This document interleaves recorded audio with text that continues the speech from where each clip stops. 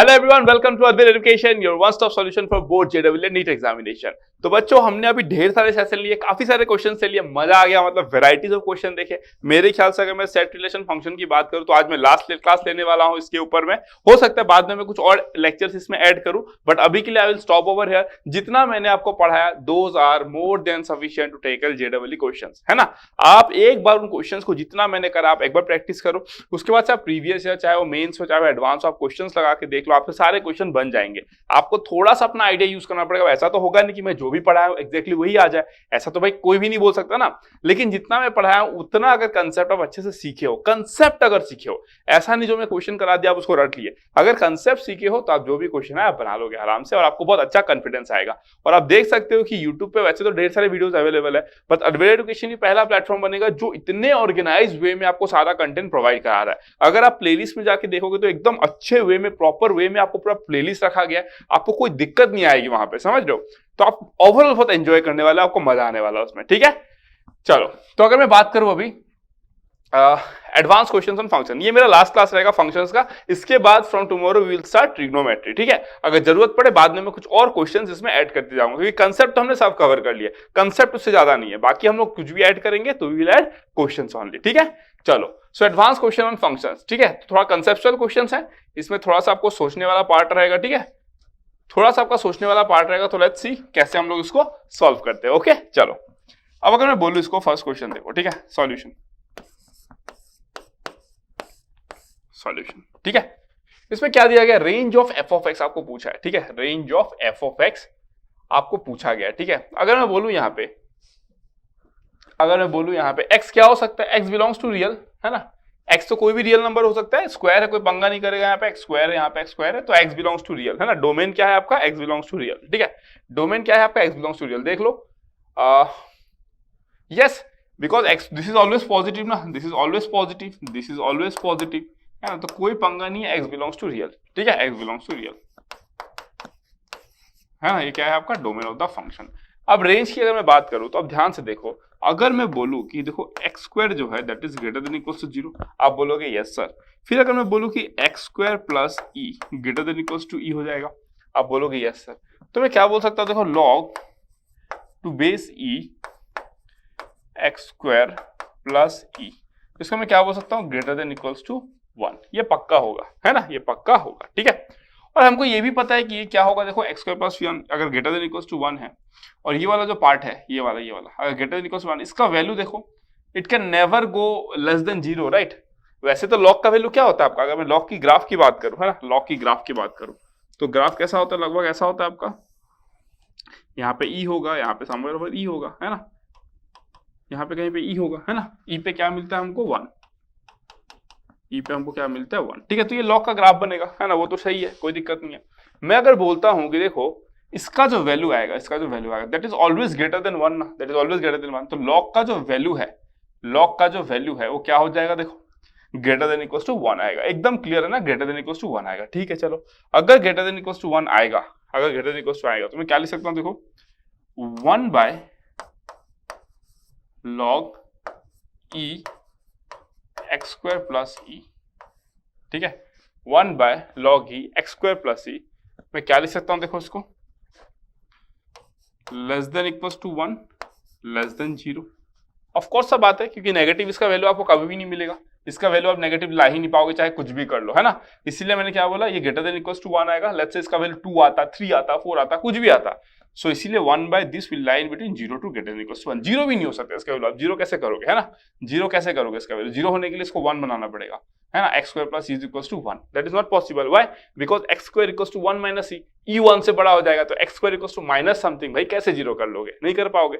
Clear हो गया ना कंसेप्ट, बेसिक फंडा, एकदम बेसिक फंडा है, ठीक है। रीजनिंग करोगे तो सारा आंसर मिलेगा।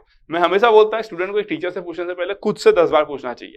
जब आप खुद से 10 बार पूछोगे ना, तो ट्रस्ट मी 10वीं बार तक आप नहीं पहुंचोगे, तीसरे या चौथे बार पे आप खुद अपने आप को आंसर देने के लिए एलिजिबल हो जाते हो, ठीक है। तो आपको ये प्रैक्टिस में लाना चाहिए, खुद से कोशिश करोगे तो आपको ज्यादा जल्दी समझ में आएगा, ठीक है। तो मैंने आपको पूरा कंसेप्ट समझा दिया कि कैसे हो रहा है ये चीज, है ना, ये कैसे 0 से 1 के बीच में है। ये बेसिक रीजनिंग होता है जो एक आईआईटी जेडब्ल्यू के एस्पायरेंट से आईआईटी वाले एक्सपेक्ट करते हैं, ठीक है। अगर मैं इसका ग्रेटेस्ट इंटीजर लगाऊं, तो क्या हो जाएगा, देखो greatest integer of 1 by log e to base x square plus e, है ना। अगर मैं ग्रेटेस्ट इंटीजर लगा दूं तो क्या क्या पॉसिबिलिटी है, देखो इसकी वैल्यू क्या क्या आ सकती है। देखो अगर मैं बोलूं इसकी वैल्यू कितनी आ जाएगी, 0।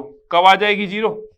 When x not equals to 0, x not equals to 0, है ना। और इसकी वैल्यू कितनी आ जाएगी आपकी, देखो 1 कब आएगी, जब x इक्वल्स टू 0 आएगा, है कि नहीं, जब x इक्वल्स टू 0। क्यों, देखो अगर x का वैल्यू मैंने 0 पुट कर दिया तो log e टू बेस कितना होता है, 1 होता है कि नहीं, तो इसलिए ग्रेटेस्ट इंटीजर ऑफ 1 कितना हो जाएगा, 1 हो जाएगा।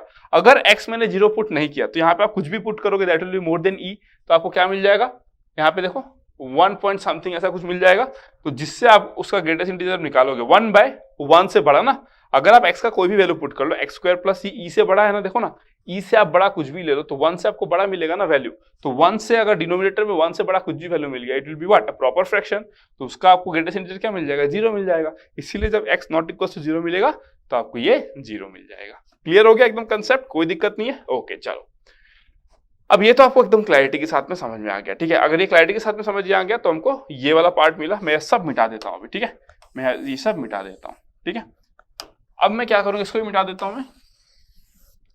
तो हमने ये वाला पार्ट तो कैलकुलेट कर लिया, किसको कैलकुलेट कर लिया, इस वाले पार्ट को कैलकुलेट कर लिया। अब इसका क्या कहानी है, देखो अगर मैं बोलूं इसको 1/√1 प्लस एक्स स्क्वायर, इसको मैं लिख सकता हूं, देखो इसको मैं क्या लिख सकता हूं, इसको मैं बोल सकता हूं कि 1/√1 प्लस एक्स स्क्वायर ही रहेगा। कब, when x not equals to 0। और अगर मैं x का वैल्यू 0 पुट करूं तो ये 1 हो जाएगा। अगर मैं यहाँ पे x का वैल्यू 0 पुट करूं तो 1/√1 that is equals to 1। Okay, तो ये एक मिला, ये एक मिला, तो मैं दोनों को ऐड कर देता हूं। फाइनली मेरा f ऑफ x क्या आएगा, therefore f of x is equals to, देखो x नॉट इक्वल्स टू 0 पे ये 0 है और ये क्या है, दिस 1 है। तो x नॉट इक्वल्स टू 0 पे मैं दोनों को ऐड कर दूंगा तो मुझे क्या मिल जाएगा, 1/√1 x square 1 plus x square. ये कब मिलेगा मुझे, जब x नॉट इक्वल्स टू 0। और जब x इक्वल्स टू 0 है तो ये 1 है और x इक्वल्स टू 0 पे ये भी 1 है। अगर दोनों 1 है तो मैं 2 लिख दूंगा, 1 + 1 दैट इज 2। कब, जब x equals to 0। That means मेरा जो f ऑफ x है वो ऐसे दिया हुआ है, this is same as this one. समझ लो, f ऑफ x को आप ऐसे लिखो या f ऑफ x को आप ऐसे लिखो, both are same and this is the beauty of mathematics, ठीक है। This is the beauty of mathematics. चलो अब अगर मैं इसको मिटाता हूं, है ना, अगर मैं इसको मिटाता हूं तो अब देखो अगर मैं बात करूं इसका सॉल्यूशन का तो कैसा दिखेगा इसका सॉल्यूशन, ठीक है। अगर मैं ग्राफ ड्रॉ करूं 1/√1 प्लस एक्स तो इसका ग्राफ कुछ ऐसे आएगा, है ना। ये किसका ग्राफ है आपका, ये आपका ग्राफ है y is equals to 1/√1 plus x square, ये इसका ग्राफ है ना। कैसे, देखो अगर मैं x को इनफाइनाइट की तरफ टेंड करूंगा तो 1 बाय वेरी लार्ज वैल्यू 0 की तरफ टेंड होगा। अगर मैं माइनस इन्फिनिटी पुट करूंगा तो क्या हो जाएगा, माइनस इन्फिनिटी का स्क्वायर इज मतलब very high value, positive high value, तो 1 बाय वेरी हाई वैल्यू क्या हो जाएगा आपका 0। इसलिए देखो इधर भी 0 टेंड करा है। अगर मैं x का वैल्यू 0 पुट करता, अगर मैं x का वैल्यू 0 पुट करता तो यहाँ पे क्या मिल जाता, मुझे 1 मिल जाता। बट x के वैल्यू 0 पे आपका वैल्यू क्या दिया गया है, 2, because it's a piecewise defined function. ये कब है, ये तभी वैलिड है जब x 0 नहीं है, क्योंकि x 0 पे क्या है आपका 2 है, तो x 0 पे आप क्या कर दो, 2 ड्रॉ कर दो, ठीक है। This is 1 and this is 2। तो आपको रेंज क्या मिल गया, देखो रेंज, है ना। देयरफॉर रेंज क्या मिल गया आपको, therefore range of function that is equal to how much, देखो 0 से लेके आपका 0 से लेके आपका 1 तक यूनियन 2 है कि नहीं। देखो 0 से लेके 1 तक सारा वैल्यू है, 0 कहां पे मिलेगा, इनफाइनाइट पे मिलेगा। तो 0 से लेके आपका 1 तक सारा का सारा वैल्यू है, यूनियन 2, क्योंकि ये भी तो वैल्यू है ना, ये आपको x इक्वल टू 0 पे मिलता है, x इक्वल टू 0 पे, तो आंसर क्या होगा, डी। कंसेप्ट क्लियर हो गया एकदम प्रॉपर वे में। तो क्वेश्चन में कुछ बड़ा नहीं था, है ना। जब भी आप रेंज निकालोगे बस आपको लॉजिक देखना है, बस दिमाग लगाना है ना कि इसका क्या क्या पॉसिबल वैल्यू हो सकता है for the possible values of x which lies in the domain, बस आपको यही निकालना है ना। तो रेंज वाला जो पार्ट होता है थोड़ा सा कंसेप्चुअल होता है कंपेयर टू डोमेन, क्योंकि डोमेन में आप बहुत जल्दी अंडरस्टैंड कर लेते हो, पकड़ लेते हो चीजों को, बट रेंज में आपको थोड़ा सा दिमाग लगाना पड़ता है ना। Compare to finding the domain, range is a little bit challenging, ठीक है। तो इसलिए उसमें मजा भी आता है। तो देखो इतना प्यारा क्वेश्चन था, कितना मस्त तरीके से हमने डील किया, यहां से शुरू किया। जब ग्रेटेस्ट इंटीजर होगा हमेशा देखो कि याद रखो क्वेश्चन में, जब भी ग्रेटेस्ट इंटीजर रहेगा किसी फंक्शन पे लगाया हुआ, है ना, मान लो ये g ऑफ x ये h ऑफ x है, अलग अलग फंक्शन है, जैसे इसको मैं g ऑफ x ले लेता हूं, इसको मैं h ऑफ x ले लेता हूं, ठीक है। अगर किसी फंक्शन में से ग्रेटेस्ट इंटीजर लगाया गया ना तो हमेशा वो आपको थोड़ा सा सिंप्लीफाई करके चेक करना पड़ता है कि वो क्या क्या पॉसिबल वैल्यूज ले सकता है। अकॉर्डिंगली आपका एक piecewise defined function draw होता है, उसके बाद से हम लोग इस तरीके से इसको सॉल्व करते हैं। ठीक है, प्यारा क्वेश्चन था। Now let's move to the next question. ठीक है, let's move to the next question.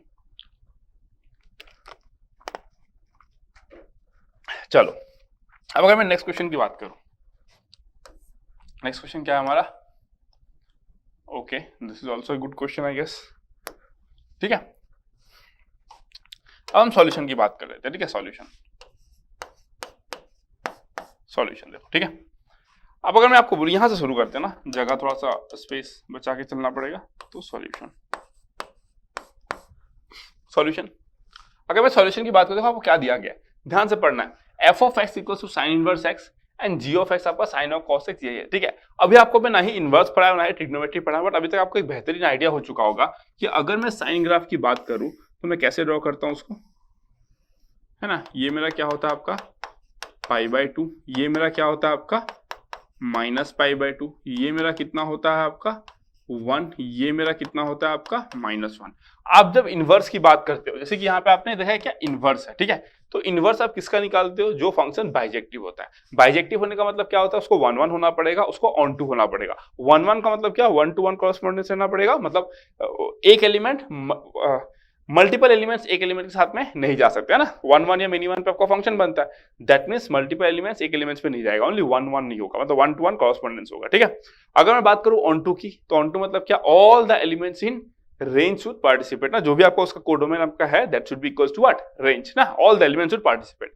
तो यहाँ पे देखो अगर मैं बोलूं आपका कि -π/2 से लेके π/2 अगर डोमेन है, देखो -1 से लेकर 1 तक सारे के सारे वैल्यूज ऑक्युपाइड हो रहे हैं, सारे के सारे, और 1 to 1 कॉरेस्पॉन्डेंस है। x का कोई भी एक पर्टिकुलर वैल्यू के लिए आपको y का एक वैल्यू मिल रहा है, तो इसीलिए क्या है? इनवर्स है। इसीलिए आप बोलते हो ना कि इनवर्स आप ट्रिग्नोमेट्रिक फंक्शन का नहीं निकाल सकते, बिकॉज दे आर पीरियोडिक। कोई भी इवन पीरियोडिक फंक्शन का आप इनवर्स नहीं निकाल सकते। आप तभी निकाल पाओगे जब आप उसको क्या करोगे? उसके डोमेन को रेस्ट्रिक्ट करके उसको 1 to 1 कॉरेस्पॉन्डेंस में ला दोगे। जैसे कि इस केस में अगर मैं इसको आगे बना दिया होता, या फिर लेट्स से मैंने यहाँ पे -π/2 से π/2 तक बनाया, अगर मैं 0 से π तक बनाता तो मैं इनवर्स नहीं निकाल पाता। क्यों? इन दैट केस वो मेनी वन बन जाता है ना। हमको पता है हम लोग मेनी वन फंक्शन का इनवर्स नहीं निकाल सकते। अगर बहुत सारा इनपुट मिलकर अगर एक सेम आउटपुट दे रहा है, तो जब आप आउटपुट से इनपुट की तरफ जाओगे आपको पता ही नहीं चलेगा ना किसको सेलेक्ट करना है, क्योंकि ढेर सारे मिलके सेम बनाए थे, तो इसीलिए हम लोग इनवर्स नहीं निकाल पाते हैं। ठीक है, तो इन दिस केस आपको एक बात क्लियर है, अगर मैं बोलूं कि sin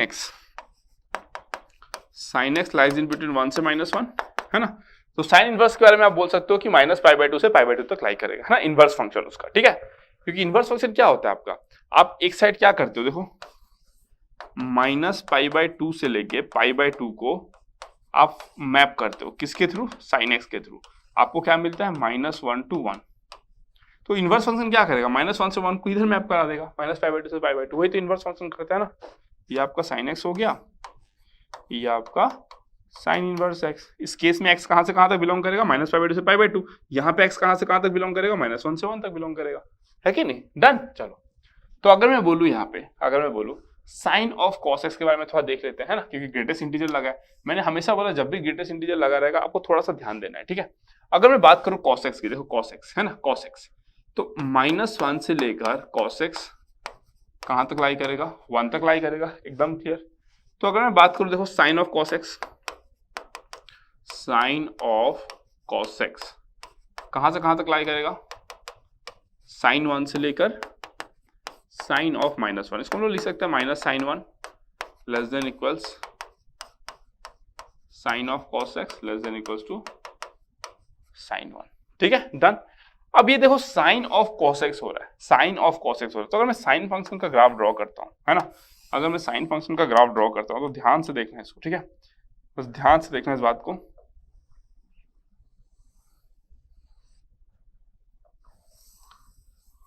अभी मैं इनवर्स पे गया नहीं, इनवर्स तो यहाँ पर है ना, इनवर्स तो यहाँ पे, इधर थोड़ी इनवर्स है, तो मैं क्या किया, इसको sin x को ड्रॉ किया। चलो ठीक है, ये मेरा क्या है? sin x। समझना है कंसेप्ट को, ये मेरा क्या है? sin x है। ठीक है, अब मेरे को क्या बोला जा रहा है? मुझे ये बोला जा रहा है कि अगर ये sin x है ना, तो ये मेरा कितना होता है? π/2, है ना, ये मेरा कितना होता है भाई? -π/2। ये मेरा कितना होता है? तो 1, और ये मेरा कितना होता है? तो -1। ये भी क्लियर है मुझे। अगर मैं बोलूं कि pi by 2, pi is approximately 3.14 divided by 2 1.5 something आएगा, तो 1 मुझे पता है कि इधर कहीं पे आएगा। अगर मैं 1 की बात करूं तो इधर कहीं पे आएगा, और ये मेरा कितना हो जाएगा -1, ये मेरा कितना हो जाएगा 1, और ये मेरा लग से -1। ठीक है, तो अगर मैं बोलूं आपको, देखो साइन ऑफ कोसेक्स है ना, कोसेक्स कहां से कहां तक लाई करता है, -1 से 1 के बीच में, तो साइन का वैल्यू -1 से 1 अगर मैं बोलूं इस जगह पे आएगा, इस जगह पे आएगा। अगर इस जगह पे आता है दैट मींस साइन ऑफ कोसेक्स मतलब साइन ऑफ -1 या माइनस लेट्स से कितना बोलूं -0.95 -0.67 है ना, फिर यहाँ पे कितना आएगा 0.65, फिर 0.78, 0.99, फिर 1 आएगा, है ना। तो अगर मैं बोलूं कि साइन ऑफ, अगर वो यहाँ पे रेंज, यहाँ पे लाई करता है, यहाँ पे इस जगह पे अगर लाई करेगा तो उसका वैल्यू कितना हो सकता है, वो -1 लेगा। अगर यहाँ पे लाई करेगा तो, है ना, यहाँ पे देखो इस जगह पे अगर लेगा तो उसका वैल्यू कितना हो जाएगा, -1 ले पाएगा, है ना। अगर ग्रेटेस्ट इंटीजर जब लगाओगे, है ना, क्योंकि इस जगह पे उसका वैल्यू कितना है, देखो ये 0 है वैल्यू, 0 से लेके आपका साइन 1 के बीच में, 0 से लेके साइन 1 के बीच में, देखो ये कितना है -1, ये कितना है आपका 1। ठीक है, ये वाला आपका वैल्यू कितना है, साइन 1 है। थोड़ा सा बड़ा करके ड्रॉ करना चाहिए था क्या, फिर भी हो जाएगा, आप समझ में आ जाएगा आपको। ये जो वैल्यू है वो क्या है आपका, साइन 1। ठीक है, अगर मैं बोलूं कि ये जो वैल्यू है कितना है आपका, -sin 1। ठीक है, तो मैं बस ये कहने का कोशिश कर रहा हूं आपको कि अगर 0 से लेके sin 1 के बीच में लाई करता है, 0 से लेके sin 1 के बीच में लाई करता है, तो greatest integer of sine of cos x कितना हो जाएगा, greatest integer of sine of cos x कितना हो जाएगा, जब 0 से लेके sin 1 तक लाई करेगा। कहां से कहां तक, 0 से लेके sin 1 तक जब लाई करेगा, इन दैट केस आपको मिल जाएगा 0, greatest integer of sin x। ठीक है, साइन ऑफ cos x। ठीक है, अगर मैं बोलूं कि साइन ऑफ cos x अगर आपका 0 से लेके -sin 1 तक लाई करेगा, तो 0 से लेके -sin 1 तक, इन दैट केस वैल्यू कहीं यहाँ पे होगा, लेट्स से 0.-45, 0.-47, ऐसा कुछ वैल्यू होगा। अगर ऐसा कुछ वैल्यू होगा तो इन दैट केस आपको ग्रेटेस्ट इंटीजर क्या मिल जाएगा, -1 मिल जाएगा। तो -1, दैट मीन्स इसका जो पॉसिबल वैल्यू है वो क्या क्या आ सकता है आपका, या तो 0 आएगा या तो -1 आएगा। ठीक है, तो ये था आपका पूरा कंसेप्ट, उसको समझने का। क्लियर हो गया। Similarly cos of sin x की बात कर लेते हैं। ठीक है, cos ऑफ sin x की बात कर ले, इसको मैं हटा दे रहा हूं, आप पॉज करके समझ सकते हो। एक बार अगर समझ में ना आए तो एक बार इसको ध्यान से देखना। इट्स अ गुड क्वेश्चन, मतलब ठीक है, एक स्टूडेंट को थोड़ा सा मतलब वो लग सकता है, एक टीचर के लिए तो बहुत इजी क्वेश्चन है, आपको थोड़ा सा वो लग सकता है, but overall it's a good question है ना, तो आपको वही समझना है बस चीजों को। ठीक है, तो एक काम करता हूं, मैं इधर ही मिटा देता हूं, चलो ठीक है, ओके। इनवर्स में पढ़ाऊंगा, बहुत इंटरेस्टिंग लगेगा आपको। इनवर्स जब मैं पढ़ाऊंगा तो यू विल एंजॉय। ठीक है, मतलब अगर आप फंक्शन अच्छे से समझे हो ना तो आपको इनवर्स में मजा आएगा। फिर इसलिए मैं फंक्शन पे इतना स्ट्रेस दिया ना, क्योंकि फंक्शन आप समझो तो ही आपको इनवर्स का कंसेप्ट समझ में आएगा ना। इंजेक्टिव, बाइजेक्टिव, सरजेक्टिव ये सब समझे हो तभी तो आपको इनवर्स का कंसेप्ट अच्छे से समझ में आएगा। ठीक है, अब अगर मैं cos x की sin x की बात करूँ ना, अब मैं किसकी बात करूँ, साइन ऑफ cos x ना, अब मैं cos ऑफ sin x की बात करूँ। ठीक है, तो हमको पता है कि जो sin x है वो 1 से -1 के बीच में लाई करता है। ठीक है, अगर मैं cos x की ग्राफ की बात करूं, ठीक है, अगर मैं लेट्स से cos x की ग्राफ की बात करूं, ठीक है, तो इट्स समथिंग लाइक दिस, है ना। ये किसका ग्राफ है आपका, cos x का। ठीक है, ये किसका ग्राफ है आपका, cos x का ग्राफ है। sin x कहां से कहां तक लाई करेगा, 1 से -1 तक लाई करेगा, तो 1 कहां पर होगा आपका, let's say somewhere over here, क्योंकि ये π/2 है, तो let's say somewhere over here 1 है और समवेयर ओवर हियर -1 है ना। क्लियर हो गया, डन, ओके। तो अब देखो, है ना, इस तरीके से मैंने बना दिया। ठीक है, अब अगर मैं बात करूं तो ये वैल्यू कितना है आपका इस जगह पे, दिस पॉइंट, ये वैल्यू कितना हो जाएगा, cos of 1 that is equals to cos of -1, क्योंकि हमको पता है कि cos of -1 is cos of 1 only, तो आप आराम से देख सकते हैं। This is the only reason आप बोलते हो cos ऑफ से -π/3 is equals to cos of π/3। Why, because it's an even function ना। cos क्या होता है, इवन फंक्शन होता है, तो cos ऑफ x और cos ऑफ -x दोनों को सेम होना। देख रहे हो कैसे रिलेट हो जाता है सब कुछ कैसे रिलेटेड है। ठीक है, इसीलिए आप देखोगे, अगर आप स्कूल में पढ़े होगे, आपके टीचर ने लिखा होगा कि cos ऑफ -60 डिग्री आपका 1/2 होगा, cos of 60 degree भी 1/2। The reason for this is an even function. It is symmetric about the line y equals to 0. समझ रहे हो? तो इसीलिए आपका क्या होता है, x इक्वल टू 0, सॉरी, है ना, it is symmetrical about line x equal to 0, तो that is the only reason आपको ऐसा देखने को मिलता है। ठीक है, तो चलो वो पॉइंट तो मैंने लिखा दिया। अब अगर मैं बोलूं कि cos ऑफ साइन x, है ना, cos ऑफ साइन x कहां से कहां तक लाई करेगा, इस पर्टिकुलर जोन पे लाई करेगा, इस पर्टिकुलर जोन पे लाई करेगा, इस पर्टिकुलर जोन पे लाई करेगा। ठीक है, तो अगर मैं आपको बोलूं ये जो वैल्यू है वो कहां से कहां तक लाई करेगा, यहां से लेके यहां तक लाई करेगा, यहां से लेके यहां तक लाई करेगा, क्लियरली यहां से लेके यहां तक लाई करेगा। तो पॉसिबल वैल्यूज उसका क्या क्या हो सकता है, पॉसिबल वैल्यूज क्या क्या हो सकता है, देखो अगर यहां कहीं पे लाई करता है, लेट्स से साइन ऑफ माइनस 0.67 आ गया, साइन ऑफ माइनस 0.67 यहां पे आएगा, जो कि क्या है आपका 1 से छोटा है, ये कितना है आपका 1 है ना, यहाँ पे टॉप पे 1 है, 1 से अगर छोटा है उसका वैल्यू तो क्या हो जाएगा 0, that means greatest integer of cos of sine x, cos of sine x, है ना। पॉसिबल वैल्यू क्या क्या हो सकता है, तो ध्यान से देखना इसी ग्राफ को, अगर वो इधर कहीं पे लाई करता है, इधर कहीं पे, जहां पे मैं पेन घुमा रहा हूं ना वहां पे देखो, यहाँ पे इधर कहीं पे लाई करता है, उसका वैल्यू देखो ना 1 से तो छोटा हो गया ना, 1 से, अगर 1 से छोटा हो गया तो ग्रेटेस्ट इंटीजर कितना आएगा, 0 आएगा। लेकिन मान लो उसका वैल्यू इधर ही कहीं पे आ गया तो कब आएगा, जब x का वैल्यू 0, देखो ना x का वैल्यू 0 पुट करो, sin 0 is 0 and cos of 0 is how much, pi by 2, sorry cos of 0 is how much 1, cos of 0 1 होता है, तो इसीलिए देखो आपको 1 मिल गया, तो पॉसिबल वैल्यू कितना आ गया, 1 आ गया, समझ रहे हो। तो इसका वैल्यू कितना आ गया पॉसिबल, 0,1। ठीक है, अब जब मैं सब मिटा देता हूं अभी, है ना, अब मैं सब मिटा देता हूं, इधर उधर सब हो गया। अब अगर मैं मिटा दूं सब कुछ, ठीक है, अब अगर मैं मिटा दूं सब कुछ,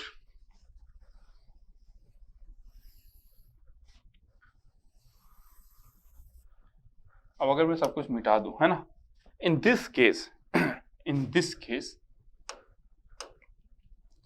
केस में क्या बोलूंगा, देखो इसका पॉसिबल वैल्यू 0 - 1 हो सकता है, इसका पॉसिबल वैल्यू 0 1 हो सकता है, तो साइन इनवर्स x नहीं, sine inverse g of x होना चाहिए था, sine f of x equal sine inverse x और f of g of x, हाँ ठीक है ना, f of g of x क्या हो जाएगा, f of g of x क्या हो जाएगा आपका, sine inverse g of x, और हमको पता है जो g ऑफ x का जो वैल्यू है, g ऑफ x क्या है आपका, इसका और इसका सम, पॉसिबिलिटी क्या क्या हो सकता है, या तो 0 होगा, या तो -1 होगा, या तो कितना हो जाएगा 1 हो जाएगा क्यों, इसका और इसका सम, इसका 0 + 0 0, इसका 0 + 1 1, इसका -1 + 0 -1, इसका -1 + 1 0, तो तीन ही पॉसिबल वैल्यूज है, 0 1 -1, है ना, तो इसका पॉसिबल वैल्यूज कितना आ सकता है, 0 1 -1, अकॉर्डिंगली आपको इसका वैल्यू क्या क्या मिल जाएगा, अगर 0 हुआ तो 0, 1 हुआ तो π/2, और अगर आपका -1 हुआ तो -π/2, तो ये पॉसिबल 3 वैल्यूज होगा आपका इसका, दिस इज द ब्यूटी, है ना, दिस इज द ब्यूटी।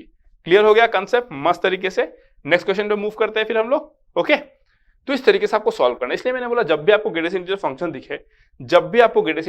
दिखे, बी वेरी केयरफुल कि आप ना उसको अच्छे से समझो क्या हो रहा है, और जब भी आपको ट्रिग्नोमेट्री दिख जाए इस तरीके से, हमेशा ग्राफ का यूज करो, फायदे में रहोगे, जल्दी अच्छे से क्वेश्चन आपका सॉल्व होगा, ठीक है, जल्दी अच्छे से क्वेश्चन आपका सॉल्व होगा, ओके। चलो मस्त क्वेश्चन था ना, इसी तरीके से हम लोग आगे और करते हैं, ठीक है, इसी तरीके से हम लोग आगे बढ़ते हैं।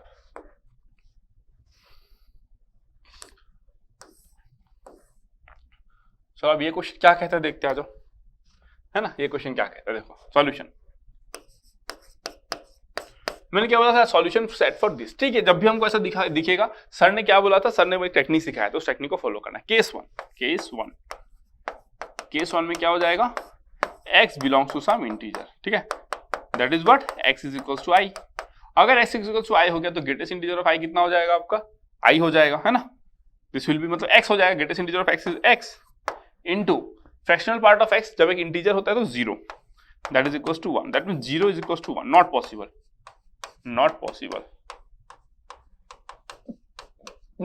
ठीक है, मतलब x का वैल्यू, सॉल्यूशन सेट मतलब वैल्यूज ऑफ x, मतलब पॉसिबल वैल्यूज ऑफ x, ठीक है, सॉल्यूशन सेट मतलब, तो x इंटीजर नहीं हो सकता, ये गारंटीड है, x इंटीजर हो ही नहीं सकता, देखो रियल प्लस, ये तो ऑप्शन में ही नहीं आएगा फिर तो, है ना, फिर ये भी ऑप्शन में ही नहीं आएगा, वो समझ में, क्योंकि r प्लस मतलब क्या 5 6 7 सब इंक्लूडेड है ना इसमें। आप तो 0 से 1 तक इंटरवल हटा दिए हो, बट r प्लस मतलब क्या होगा 5 6 7 1 0 सब इंक्लूडेड है इसमें। अगर इंक्लूडेड है तो ऑप्शन बनेगा ही नहीं, इंटीजर तो होगा ही नहीं, क्योंकि तो दो ऑप्शन तो वैसे ही निकाल दिए। अगर कोई बच्चा थोड़ा सा स्मार्ट है, जिसको बहुत ज्यादा नहीं आता है लेकिन थोड़ा तो आता है, और अगर उसको तुक्का ही लगाना है तो थोड़ा सा दिमाग के साथ भी वो देखो अपना चांसेस 50% बना सकते हैं करेक्ट होने का। पहले उसके चांसेस कितना थे 25%, उसने दो ऑप्शन को एलिमिनेट कर दिया, अब उसके चांसेस कितने हो गए 50% करेक्ट होने का। प्रोबेबिलिटी में सिखाऊंगा ये सब, ठीक है, डोंट वरी। देखो यही बात होता है, बस थोड़ा सा दिमाग लगाना पड़ता है, ठीक है। अब अगर मैं बात करूं केस टू में क्या होगा मेरा, केस टू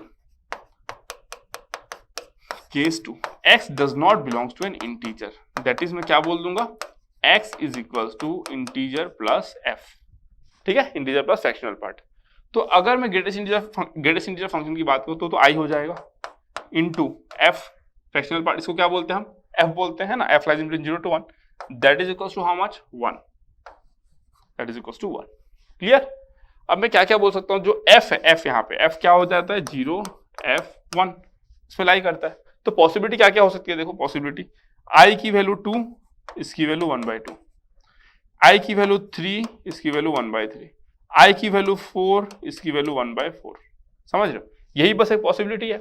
दैट मीन्स मैं क्या बोल सकता हूं, x जो है x किस फॉर्म में आएगा 2 + 1/2, है ना, comma 3 + 1/3, comma 4 + 1/4, comma dot m + 1/m, इस फॉर्म में आएगा, ठीक है।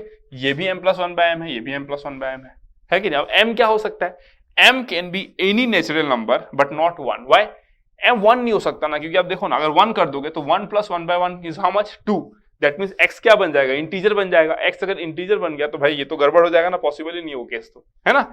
इसीलिए आप क्या बोलोगे, this is the right answer, clear, this is the right answer. m cannot be 1 ना, देखो ना, अगर आप m का वैल्यू 1 लेते हो, ठीक है, x is equals to this one, ठीक है, अगर आप m इक्वल्स टू 1 लेते हो तो 1 + 1/1 is 2, x equals to 2, that means x equals to 2 integer बन गया भाई, 2 तो इंटीजर है, वो केस ही पॉसिबल नहीं है ना, वो तो अगर पॉसिबल नहीं है तो आप क्या बोलोगे, दिस वन।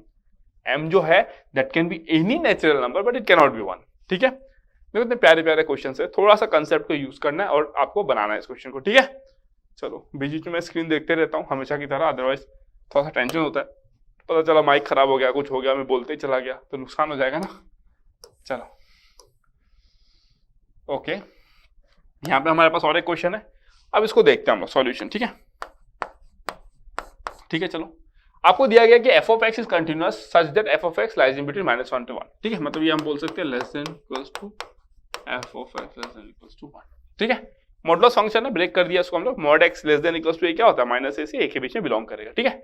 और g of x आपको दिया गया है e to the power f of x minus e to the power mod of f of x by something something, ठीक है। चलो अगर मैं बोलूं कि देखो g of x जो है दैट इज इक्वल्स टू कितना आएगा, देखो इक्वल्स टू 0 आएगा, पता है कब आएगा, जब f of x greater than equals to 0 होगा, है ना, f of x 0 less than equals to f of x less than equals to 1 हो जाएगा, है ना, तब क्या हो जाएगा, उसका वैल्यू 0 हो जाएगा। ओके डन, क्यों, बिकॉज इन दिस केस 0 से लेकर जब 1 होगा f of x जब 0 से लेकर 1 होगा तो ये क्या हो जाएगा, mod of f of x हो जाएगा, और ऊपर वाला 0 हो जाएगा तो 0 मिलेगा हमको। अगर मैं बोलूं कि अगर -1 से 0 के बीच में लाई करेगा, in that case e to the power f of x minus e to the power minus f of x divided by e to the power f of x plus e to the power minus f of x, है ना, ये कब, ये तब होगा जब -1 less than equals to f of x less than 0, in this case ये आएगा। ओके डन, तो f of x -1 से जब 0 के बीच में लाई करेगा then will get this particular thing, clear हो गया। चलो अब अगर मैं आगे बढ़ूं, उसको मैं लिखना चाहूं, ठीक है, इसको मैं लिखना चाहूं तो मैं क्या लिख सकता हूं, देखो g of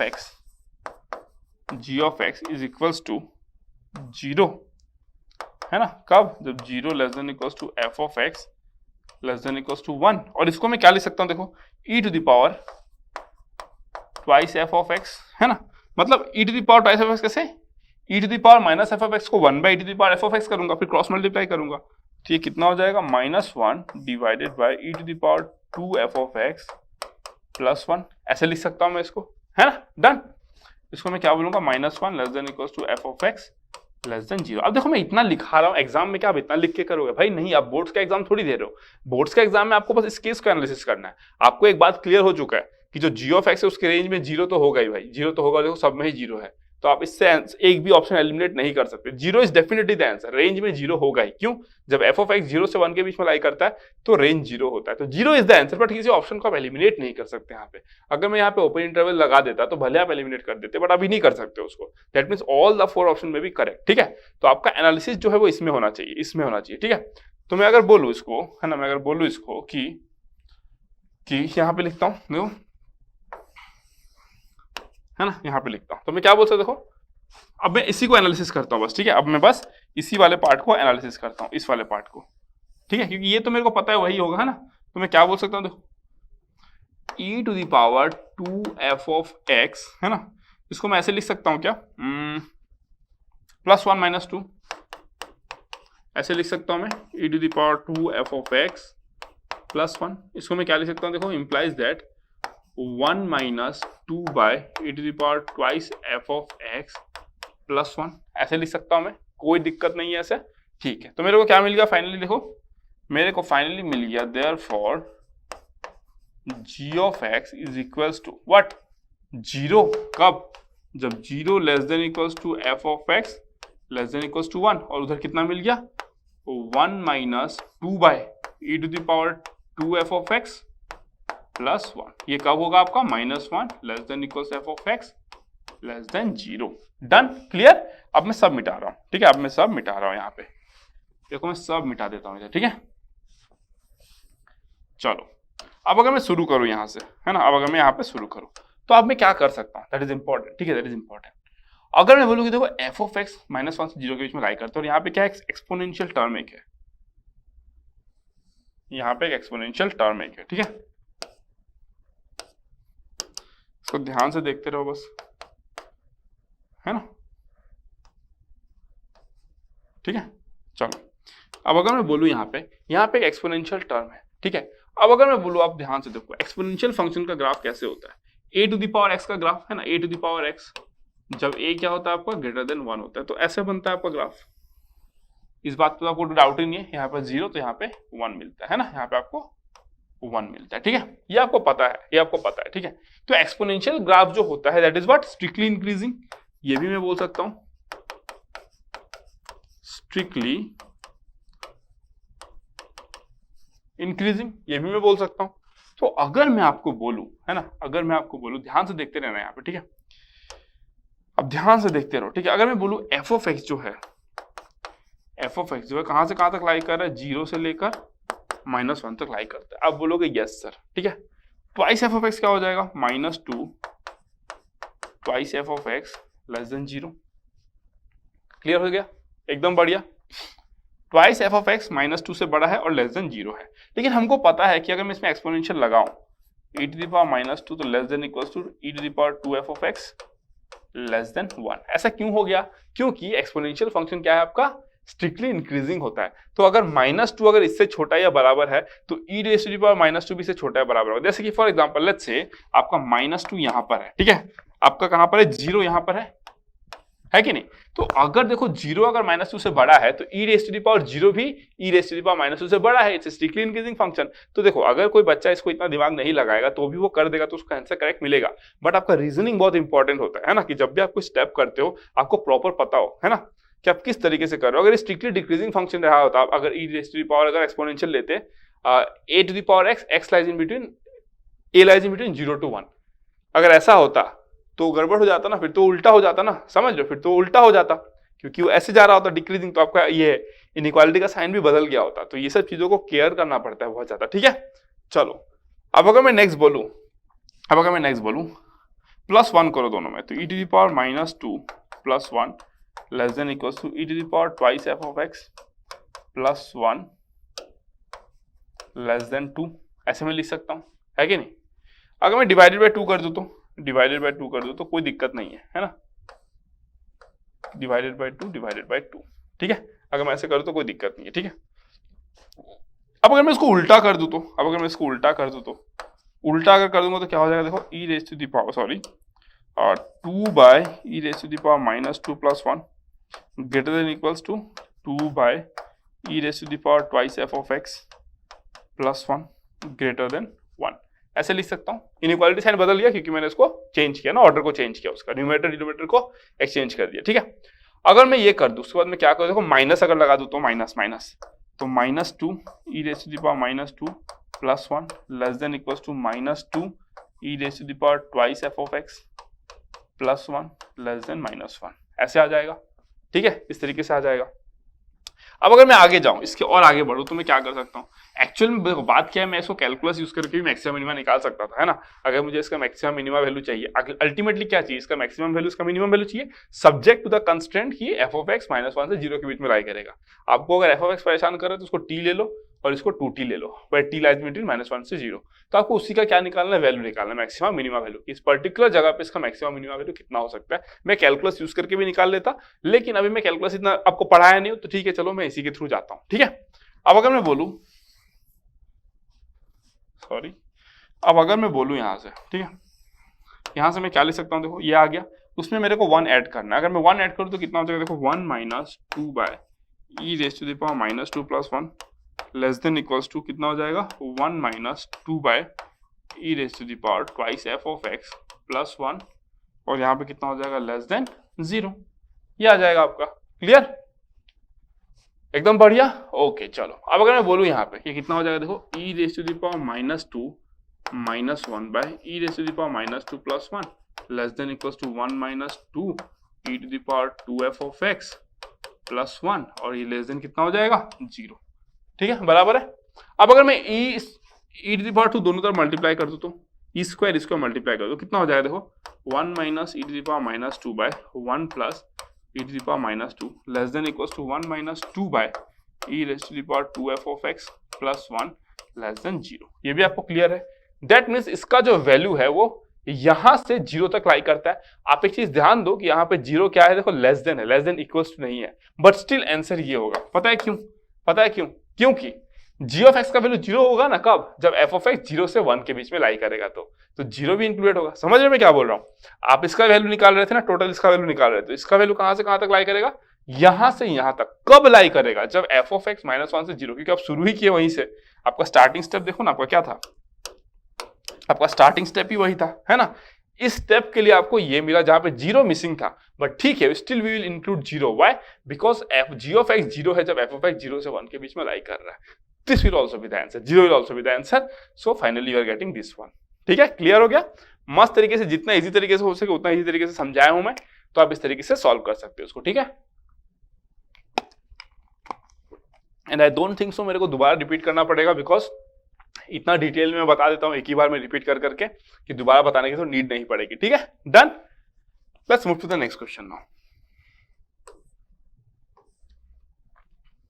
ओके, अब अगर मैं इसकी बात करूं, जो let f of x is equals to under root of mod x minus fractional part of x, आपको दिया गया। ठीक है, आपको बता दिया गया कि ये फ्रैक्शनल पार्ट ऑफ का सिंबल और ये मॉड है। मॉड के लिए बताते नहीं है कभी भी, मॉड बस मॉड ही होता है। ठीक है, and x, y denotes domain and range respectively, domain and range. ठीक है, तो आपको ऑप्शन दिया गया, अगर फंक्शन x से y डिफाइन होता है तो 1 1 फंक्शन है क्या, ये तो क्लियर है ना, ये 1 1 तो हो ही नहीं सकता है। क्यों, अगर मैं x इक्वल्स टू 2 लूं, है ना, तो f ऑफ x कितना आएगा, देखो mod of 2 minus sorry fractional part of 2 is 0, तो कितना आ जाएगा, अंडर रूट ऑफ 2। अगर मैं x इक्वल्स टू -2 लूं, है ना, तो f ऑफ x कितना आ जाएगा, देखो mod of -2 is 2 and minus of fractional part of -2 is 0। Fractional part integer का 0 होता है, तो आपको कितना मिल जाएगा, अंडर रूट 2 ही मिलेगा। So clearly it's many 1, so it's many 1, है ना, ये मेनी 1 है, 1 1 नहीं है, ये तो गलत है, ये ऑप्शन गलत है। ठीक है, अब अगर मैं बात करूं, इसको सॉल्व करना है। ठीक है, मुझे इसका क्या निकालना है, डोमेन एंड रेंज निकालना है ना। तुमको पता है रेंज के लिए we have to first find the domain, हमको डोमेन का आइडिया होना चाहिए। अगर मैं डोमेन की बात करूं, domain of the function, domain of the function क्या हो जाएगा, देखो डोमेन ऑफ द फंक्शन, है ना, डोमेन ऑफ द फंक्शन होगा आपका mod of x greater than equals to fractional part of x, ये आएगा डोमेन ऑफ द फंक्शन, है ना। अब कैसे निकालेंगे इसको, ये सॉल्व करने के लिए हमें इसे देखो जब भी आपको ऐसी चीजों को कंपेयर करना हो जिसका ग्राफ आप जानते हो, है ना, यहाँ पे मान लो एक लीनियर इक्वेशन होता है या फिर मान लो एक क्वाड्रेटिक इक्वेशन होता है, क्योंकि क्वाड्रेटिक इक्वेशन एक पैराबोला को मतलब राइज देता है ना, तो आप पैराबोला का ग्राफ जानते हो, आप इसका ग्राफ जानते हो, तो हमेशा गो थ्रू द ग्राफ, जैसे आपको ग्राफ पता हो तो वो बहुत काम आसान कर देता है। मेरे केस में देखो, मतलब हमारे केस में हमको मॉडेक्स का ग्राफ पता है, इसका ग्राफ पता है, लेट्स प्ले विद ग्राफ, है ना। अब लेट्स प्ले विद ग्राफ। अगर मैं ग्राफ ड्रॉ करूं यहाँ पे, देखो ध्यान से यहाँ पे, अच्छा हाँ, मैं इस ग्राफ को ड्रॉ करता हूं, ठीक है। ओके, ये हो गया मेरा 1, ये हो गया मेरा 2, ये हो गया मेरा 3, दिस वन माई 4, ठीक है। उसी तरीके से यहाँ पे भी क्या हो जाएगा, -1, -2, -3, इस तरीके से होगा। और यहाँ पे अगर मैं बोलूं दिस विल बी माई 1, ठीक है, this will be my 1, this will be my 1। Clear हो गया। अब मैं किसके बारे में बात करने वाला हूं, somewhere over here, this will be 1, ठीक है। अब मैं किसके बारे में बात करने वाला हूं, देखो फ्रैक्शनल पार्ट और मॉडेक्स का ग्राफ के बारे में बात करने वाला हूं, ठीक है। अगर मैं बोलूं कि फ्रैक्शनल पार्ट का ग्राफ देखो तो कैसा हो जाएगा, समथिंग लाइक दिस।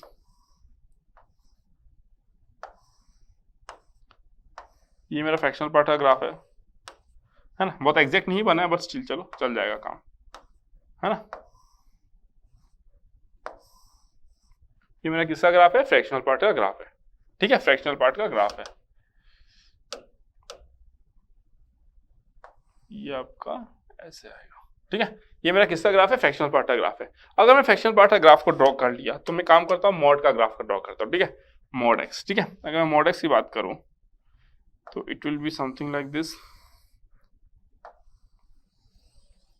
ये किसका ग्राफ है, मॉड एक्स का ग्राफ है, ठीक है, डन ना। तो ये मैं बोल देता हूं आपको क्या है, ये आपका किसका ग्राफ है, मॉड ऑफ एक्स, और ये किसका ग्राफ है, आपका फ्रैक्शनल पार्ट ऑफ एक्स का ग्राफ है, ठीक है। अब आपको देखना है कि mod of x greater than equal to fractional part of x कब तक होता है, या तो बड़ा होता है या तो इक्वल होता है, ध्यान दो, या तो बड़ा या तो इक्वल होगा। तो डोमेन ऑफ द फंक्शन मेरे को पता चल गया कितना होगा, देखो बड़ा कब तक है, देखो बड़ा बड़ा बड़ा, अगर मैं इसकी बात करूं तो ये कितना है, देखो this is my -1/2, this is my -1/2। Of course अब बात है, क्योंकि देखो अगर आप -1/2 लोगे तो ये 1/2 हो जाएगा, इसको -1/2 लोगे तो कितना हो जाएगा, greatest fractional part of -x, where x is not an integer is equals to 1 minus fractional part of x, because fractional part of x always lies in between 0 to 1। अगर मैं जो भी बोल रहा हूँ समझ नहीं पा रहे हो, इसका मतलब या तो आप कहीं और से पढ़े हो, और अगर मेरे से पढ़े हो तो सब भूल चुके हो, एक बार रिवाइज करो, ठीक है। तो अगर मैं बोलूं कि देखो उस पे वैल्यू कितना हो जाएगा, 0, ऑफ कोर्स होना ही है, क्योंकि यहाँ पे देखो ना -1/2, यहाँ पे इसका वैल्यू भी -1/2, दोनों ग्राफ का वैल्यू अगर -1/2 है तो एक को दूसरे से माइनस करो तो 0 आ जाएगा ना आंसर। तो ठीक है, ये मेरा कितना है, -1/2 है, कॉमन सेंस है ये, मतलब, है ना। अगर मैं बोलूं देखो -∞ से लेकर कहां तक, -1/2 तक आपका क्या है, या तो मॉड एक्स इससे बड़ा है या तो उसके बराबर है। Done, clear. और उसके बाद भी देखो, उसके बाद भी अगर मैं बात करूं, है ना, उसके बाद भी अगर मैं बात करूं तो देखो 0 से लेकर आप जहां भी जा रहे हो, देखो मॉड एक्स क्या है, इसके बराबर है, उसके बाद से मॉड एक्स क्या है, इसका वैल्यू से बड़ा है, क्योंकि ये तो 1 है ना। फ्रैक्शनल पार्ट का मैक्सिमम वैल्यू कितना हो सकता है, 1 से थोड़ा कम, मैक्सिमम वैल्यू 1 तो नॉट पॉसिबल ना, 1 से 0.9999 ये सब वैल्यूज का हो सकता है फ्रैक्शनल पार्ट का, ठीक है। तो मॉड एक्स देखो उसके बराबर है, यहां से इस पॉइंट से 1 के बाद से देखो उससे क्या हो गया, बड़ा हो गया, है ना, 1 के बाद से उससे बड़ा हो गया, ठीक है। दैट मीन्स हम लोग क्या लिख सकते हैं, यूनियन 0 से infinity. Yes, is a domain. Domain क्या होता है, जो उसको सेटिस्फाई कर दे, है ना। That means this greater than equals to 0, वही तो डोमेन होता है ना, तो हमको ये मिल गया था। तो हमारा डोमेन ये है, that means this one both can be correct. ये ऑप्शन तो होगा ही नहीं, डोमेन अच्छा हो भी सकता है ना, रेंज का आइडिया नहीं है ना हमको, रेंज का आइडिया नहीं है, तो ये भी करेक्ट हो सकता है, ये भी करेक्ट हो सकता है। अब हमको क्या चाहिए, रेंज चाहिए, रेंज। अब रेंज क्या होता है, set of all possible values of y for which x belongs to domain of the function। तो जब x डोमेन पे लाई करेगा ना, x जब डोमेन पे लाई करेगा, ठीक है, आपको क्या चाहिए, आपको चाहिए mod x minus fractional part of x का अंडर रूट, है ना। तो जब आप -∞ से -1/2, 0 से इन्फिनिटी जब x लाई कर रहा है तो y का वैल्यू क्या हो रहा है ना, क्योंकि जब x इसमें लाई कर रहा है, x जब इसमें लाई करे तो आप बेफिक्र हो जाओ, x जब इसमें लाई करेगा तो आपको रेंज मिलेगा ही, क्योंकि यहाँ पे फंक्शन डिफाइंड है ना। अगर फंक्शन डिफाइंड है तो भाई रेंज का कुछ तो वैल्यू मिलेगा ही। तो यहाँ पे जब आपका लाई करेगा तो आपको पक्का रेंज मिलेगा ही, ये बात का एकदम गारंटीड है, एकदम गारंटीड है ना, 200% मतलब, ठीक है।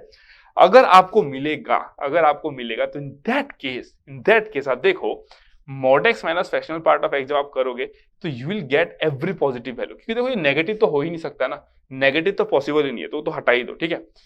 अगर आप ऐसे लेकर जाओगे, अगर आप यहाँ पे देखोगे इस जगह पे, तो you will gate how much, थोड़ा सा 1 के सामने रहेगा, है ना। अगर आप इधर देखोगे 0 से लेके ऐसे बढ़ाते जाओगे तो देखो 0 मिल सकता है आपको, 0.1 मिल सकता है, 0.2 मिल सकता है, यहाँ पे 0.2, 0.3 कुछ भी मिल सकता है आपको वैल्यू। दैट मीन्स 0 से बड़ा आपको कोई भी वैल्यू मिल सकता है। तो आप रेंज ऑफ द फंक्शन क्या बोलोगे, range of the function that is equal to 0 से इनफाइनाइट, क्योंकि रेंज नेगेटिव नहीं हो सकता ना, because the square root function always yields what, positive number, ठीक है।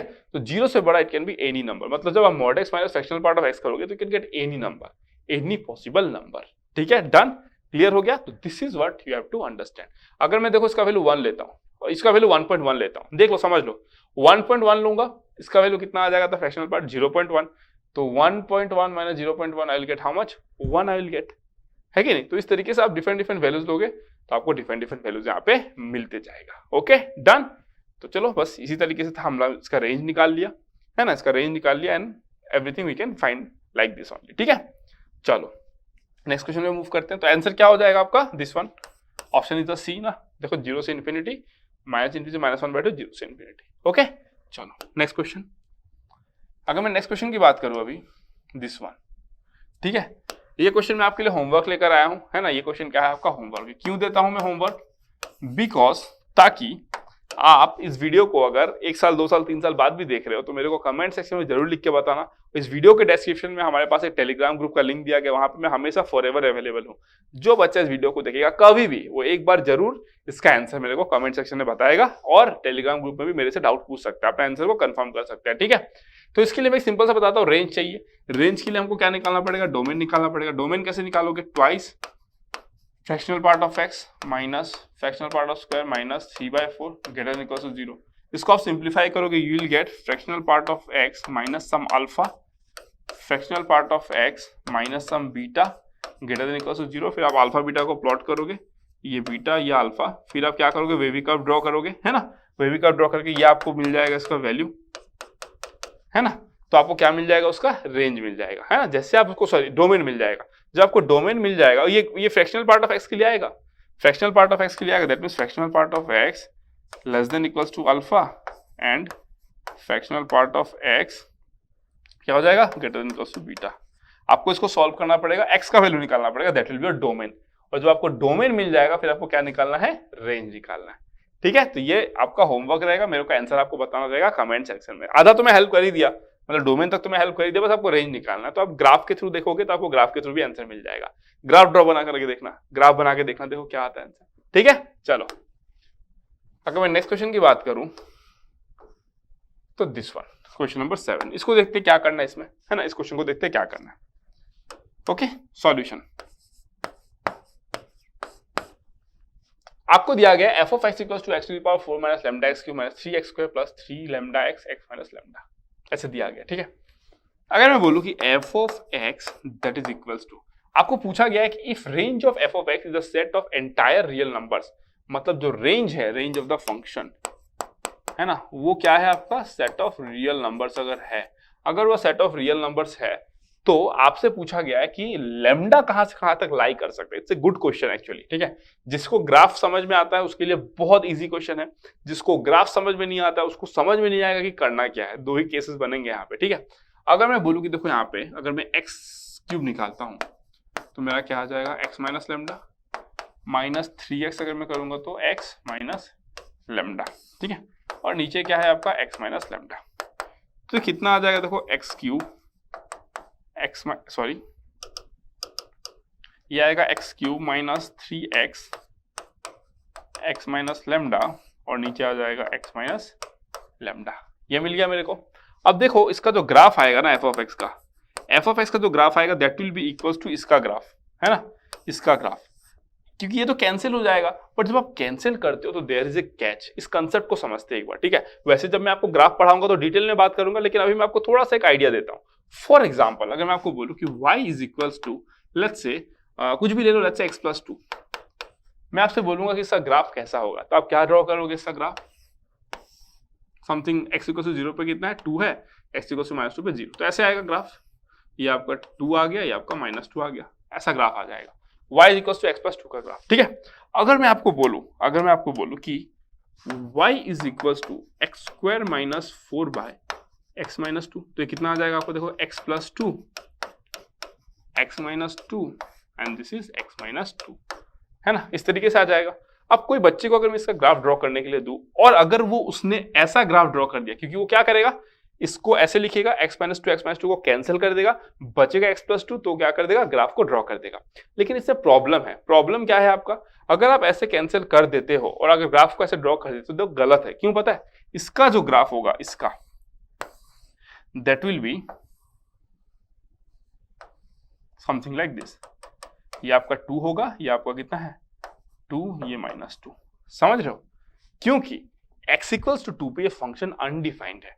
क्या बोला मैंने, x इक्वल्स टू 2 पे ये फंक्शन अनडिफाइंड है। जब कैलकुलस पढ़ाऊंगा तो वहां पे लिमिट्स बताऊंगा आपको, है ना, तो आप 2 प्लस पे इसका वैल्यू निकाल सकते हो। 2 प्लस पे आपको इसका वैल्यू कितना मिल जाएगा, 4 मिल जाएगा। 2 माइनस पे भी इसका वैल्यू कितना मिल जाएगा आपको, 4 मिल जाएगा। लेकिन 2 पे फंक्शन अनडिफाइंड है, तो इसलिए आप क्या बोलोगे, लिमिट एग्जिस्ट करेगा, the function is not continuous, this function is what, not continuous, but limit exist करेगा, है ना। इसको हम लोग कैसे बना सकते हैं, रिमूवेबल डिसकंटिन्यूटी, मतलब इसको हम लोग कंटिन्यूअस बना सकते हैं कैसे, x इक्वल टू 2 पे हम इसका कुछ एक वैल्यू दे देंगे, है ना, तो हम लोग उसको कंटिन्यूअस बना सकते हैं। तो ये सब कैलकुलस का कंसेप्ट है, जब कैलकुलस पढ़ाऊंगा उसमें बात करूंगा, ठीक है ना। अभी बस मेरे को ये बताना था कि जब ऐसा डिनोमिनेटर में आता है, जब आप कैंसिल करते हो तो मेक श्योर ग्राफ में क्या होता है, वहां पे एक होल हो जाता है ना, we said the graph is punctured at that point, puncture हो चुका है वहां पे ग्राफ, ठीक है। तो दैट इज द प्रॉब्लम, है ना, that is the problem and that is the concept behind this question. इस क्वेश्चन के पीछे जो कंसेप्ट है वो वही है। दैट मीन्स अगर मैं यहां पर अगर मैं एफ ऑफ एक्स का ग्राफ ड्रॉ करूं तो मैं ग्राफ किसके अकॉर्डिंग ड्रॉ करूंगा, इसी के अकॉर्डिंग ड्रॉ करूंगा। बट लेमडा जो है, आई डोंट नो लेमडा का वैल्यू क्या है, बट लेमडा जो है वहां पे मेरे को एक पंक्चर दिखेगा, मतलब समझ रहे, होल दिखेगा मेरे को, है ना। तो उसी को मेरे को पता लगाना है कि वो होल कहां से कहां तक लाई कर सकता है, सो दैट मेरा जो रेंज है वो क्या बन जाएगा, it is the set of entire real numbers. समझ में आया मैंने क्या बोला, मेरे को बस पता लगाना है कि वो पंक्चर कहां पे लाई करेगा, ठीक है। तो ये कंसेप्ट मैंने बता दिया। अब मैं इसका एनालिसिस करता हूं, ठीक है, अब मैं इसका एनालिसिस करता हूं। मैं इसको मिटा देता हूं, इसको मैं मिटा देता हूं, अभी कंसेप्ट तो क्लियर हो गया, मैं इसको मिटा देता हूं अभी, ठीक है। अब अगर मैं बोलूं यहां पे, देखो ध्यान से, है ना, ध्यान से, इसको लेट्स से मैं g ऑफ x बोलता हूं, ठीक है। क्या बोल देता हूं मैं, g ऑफ x कितना आ गया, x क्यूब माइनस 3x, ठीक है। अब मैं इसका मैक्सिमम मिनिमम निकालता हूं, आपको बहुत ज्यादा आइडिया नहीं है, बट मैक्सिमम मिनिमम कैसे निकालते हैं देखो। हम लोग क्या करेंगे, फर्स्ट डेरिवेटिव लेंगे, g dash x is equal to how much, 3x square minus 3, ठीक है, डन। इक्वल्स टू 0 करेंगे तो x का वैल्यू क्या क्या आ जाएगा, देखो x is equal two plus minus 1, ठीक है। फिर हम लोग सेकंड डेरिवेटिव निकालेंगे, सेकंड डेरिवेटिव कितना आ जाएगा, इक्वल टू 6x। जिसको कैलकुलस नहीं आता वो बस लिख लो अपने कॉपी में, जिस दिन कैलकुलस सीख जाओगे उस दिन कैलकुलस सीखने के बाद इस क्वेश्चन को रिवाइज जब करोगे फिर आपको लगेगा अरे तो बहुत सिंपल था, ठीक है। अभी के लिए नोट करो, क्योंकि अभी कैलकुलस इतना नहीं समझा सकता ना, क्यों ऐसा कर रहे हो, देयर इज सम रीजन ना हम लोग ये जो कर रहे हैं, तो बहुत बताना पड़ेगा आपको कैलकुलस में कैसे होता है, ठीक है। अगर मैं बोलूं कि g डबल एस कितना हो जाता है 6x, ठीक है, तो g डबल एस एक्स x इक्वल्स टू कहां पे 1 पे कितना आता है 6 ग्रेटर देन 0, तो x equals to 1 point of minima, ठीक है। अगर मैं g double dash x at x equals to -1 निकालू तो -6 लेस देन 0, तो ये क्या हो जाएगा हमारा point of maxima, that means क्या बोला मैंने, जब आप 1 निकाले सेकंड डेरिवेटिव में पुट किया, आपको ग्रेटर देन 0 मिल गया तो पॉइंट ऑफ मिनिमा होता है, और अगर लेस देन 0 तो पॉइंट ऑफ मैक्सिमा। अब कैसे होता है मत पूछो ना, अभी बताना इट्स वेरी डिफिकल्ट, मतलब बहुत कुछ बात करना पड़ेगा, है ना, तो अभी मत पूछो, बहुत बात करना पड़ेगा, अभी बस आप इसको नोट करो कॉपी में, ठीक है। अब अगर मैं बोलूं, ठीक है, मुझे क्या क्या मिल गया, 1 और -1 ना, 1 और -1, ये क्या है आपका मैक्सिमा भी देता है, 1 पे आपका क्या मिनिमा देता है ना, 1 पे आपका मिनिमा देता है, -1 पे आपका मैक्सिमा देता है, और वैल्यू कितना है मिनिमम वैल्यू, अगर आप -1 को पुट कर दोगे वहां पे तो कितना आ जाएगा, -1 को पुट कर दोगे तो 2 आ जाएगा, और 1 पुट कर दोगे तो -2 आ जाएगा, यही है बस, ठीक है। चलो अब मैं ग्राफ ड्रॉ करता हूं इसका, है ना, अब मैं इसका ग्राफ ड्रॉ करता हूं, ठीक है। अब अगर मैं इसका ग्राफ को ड्रॉ करूं तो ग्राफ कैसे ड्रॉ होगा, अगर मैं ग्राफ को ड्रॉ करूं तो, ठीक है, अगर मैं ग्राफ को ड्रॉ करूंगा तो देखो इसका रूट्स कहां कहां पे होगा, g ऑफ x कितना है आपका, g of x that is equals to x into x square minus 3, इसका रूट्स कहां कहां पे होगा, इसका है ना, जीरोस कहां कहां पे होगा, जीरोस होगा आपका यहाँ पे 0√3 -3 है ना। जीरो और रूट के बारे में बता चुका हूं। जब आप फंक्शन में वैल्यू पुट करते हो आपको जीरो मिल जाता है, आप बोलते हो उसको जीरो। और अगर इक्वेशन रहता है उसमें आप अगर उसका रूट निकालते हो तो इसको आप बोलते हो रूट। ठीक है, तो 0√3 और -3, तो √3 यहाँ पे कहीं पे आएगा, -√3 यहाँ पे कहीं पे आएगा, है कि नहीं। ठीक है, तो हमको पता है, देखो अगर मैं इस फंक्शन में अगर x equals to infinite put करूँ तो इनफाइनाइट की तरफ जाएगा, x equals to minus infinite put करो, देखो ना माइनस इनफाइनाइट क्यूबिक फंक्शन है, माइनस इनफाइनाइट पुट करूंगा तो नेगेटिव की तरफ जाएगा। ये एक्चुअली क्या है, आपका क्यूबिक पॉलिनोमियल है ना, x³ - 5x। Every polynomial of odd degree, याद आया कि नहीं आपको, ऑन टू होता था, प्लस इन्फिनिटी में प्लस इन्फिनिटी आता था, माइनस इन्फिनिटी आता था। वैसे डिपेंड करता था आपका a का साइन के ऊपर ना, जो उसका लीडिंग कोएफिशिएंट था उसके साइन के ऊपर डिपेंड करता था। बट ये लीडिंग कोएफिशिएंट क्या है, पॉजिटिव है, तो जब x infinite, x³ - 5x infinite, जब x माइनस इनफाइनाइट ये भी minus infinite, that means graph जो होगा वो लगभग ऐसे आया होगा। आपको पता है ग्राफ जो होगा वो इस तरीके से बना होगा, ग्राफ जो होगा वो इस तरीके से बना होगा। ठीक है, इस तरीके से बना होगा। ठीक है, हमको पता है ये क्या है, आपका जीरो है, हमको पता है, ये पता है कितना है आपका 1 है, ये पता है वैल्यू कितना है आपका -2 है, ये पता है आपको वैल्यू कितना है -1 है, पता है वैल्यू कितना है आपको 2 है। कैसे पता चला ये सब, ये देखो यहाँ पे 1 पे मिनिमम मिला, देखो 1 पे मिनिमम मिला, कितना मिनिमम मिला 2, -1 पे मैक्सिमम मिला, देखो मैक्सिमम मिला -1 पे, कितना मिला -2। तो ये मिनिमम मैक्सिमा जो इसको आप कहते हो लोकल मिनिमा मैक्सिमा। ओवरऑल अगर आप ग्लोबल बात करो इस फंक्शन की तो मैक्सिमा मिनिमा इन्फिनिटी और माइनस इन्फिनिटी होगा, but these are local maxima minima है ना, लोकलाइज, लोकल में वो मैक्सिमा और मिनिमा है। ठीक है, डन, सब कैलकुलस का कंसेप्ट है, अभी बात नहीं कर सकता इस पे ज्यादा। ठीक है, चलो ठीक है। अब अगर मैं बात करूं इसमें, देखो ठीक है, अब अगर मैं आपसे बोलूं, है ना, अगर मैं आपसे बोलूं कि देखो ठीक है, इस फंक्शन में है ना, अगर मैं x इक्वल टू 2 पुट करता हूं, ठीक है, कितना पुट करता हूं, g(2) लेट्स से, ठीक है, g(2) तो कितना आ जाएगा, देखो 2 स्क्वायर फॉर्म 2 आ जाएगा, g(2) कितना आ जाएगा 2 आ जाएगा। ठीक है, अगर मैं g(-2) निकालू तो g(-2) तो वैल्यू कितना आ जाएगा -2। दैट मीन्स वैल्यू जो है यहाँ पे 2 पे ना, लेट्स से 2 पे, ये आपका लेट्स से कितना हो गया 2, तो आपको 2 पे कितना मिल रहा है वैल्यू 2 मिल रहा है। अगर मैं -2 की बात करूं, -2, लेट्स से दिस इज -2, तो आपको वैल्यू कितना मिलेगा -2 पे, -2 है ना, -2 पे आपको -2 मिल रहा है। अब ध्यान से आपको देखना है, देखो ध्यान से देखना है आपको, अगर मैं बोलूं कि x माइनस लैम्डा, अगर लैम्डा लेट्स से आपका 3 हो गया, मान लो लैम्डा इक्वल से लैम्डा इज इक्वल टू 3 अगर हो गया, तो हमको पता है 3 पे फंक्शन तो पंक्चर मिलेगा, है ना, 3 पे तो फंक्शन तो पंक्चर मिलेगा ना मेरे भाई। देखो अगर मैं लैम्डा का वैल्यू बोल दूं 3 यहाँ पर है, तो मेरे को तो यहाँ पे एक पंक्चर मिल जाएगा, लेट्स से यहाँ पे 3 है मेरा, ठीक है, तो 3 लेट्स से कुछ वैल्यू आएगा 3 के according, I don't know, but यहाँ पे तो मेरे को पंक्चर मिल जाएगा ना 3 पे। अगर पंक्चर मिल गया तो मेरे पास रेंज में इसके करस्पॉन्डिंग जो वैल्यू यहाँ पर आएगा वो तो कभी मिलेगा ही नहीं, ये वैल्यू तो मुझे कभी मिलेगा ही नहीं फिर तो, क्योंकि तो पंक्चर्ड है वहां पे, एक्स का तो कोई वैल्यू ही नहीं ले पा रहा है, समझ रहे हो, दिक्कत हो गया आपका, है ना, वहां पे फंक्शन ही अनडिफाइंड हो गया। लेकिन अगर मैं lambda is equals to let's say मैं 1.5 लेता, तो 1.5 मेरा कहाँ पे आता, इधर कहीं पे आता 1.5, लेट्स से मेरा कितना हो गया, √3 का वैल्यू कितना होता है 1.73, तो 1.5 यहाँ पे आता। अगर 1.5 यहाँ पे आता तो उसके कॉरस्पॉन्डिंग मुझे यहाँ पे वैल्यू मिलता। अगर यहाँ पे पंक्चर्ड हो जाए तो प्रॉब्लम नहीं है, पता है क्यों नहीं है, क्योंकि अगर यहाँ पे पंक्चर्ड होता भी है फिर भी इसके कॉरस्पॉन्डिंग यहाँ पर एक वैल्यू एग्जिस्ट कर रहा है ना, यहाँ पे तो एक वैल्यू एग्जिस्ट कर रहा है, वो तो हम ले सकते हैं, क्योंकि यहाँ पे तो वैल्यू एग्जिस्ट कर रहा है ना, हम ले सकते हैं आराम से, कोई दिक्कत नहीं है। दैट मीन्स लैम्डा कहां से कहां तक बिलोंग करेगा, लैम्डा बिलोंग्स टू -2 से 2।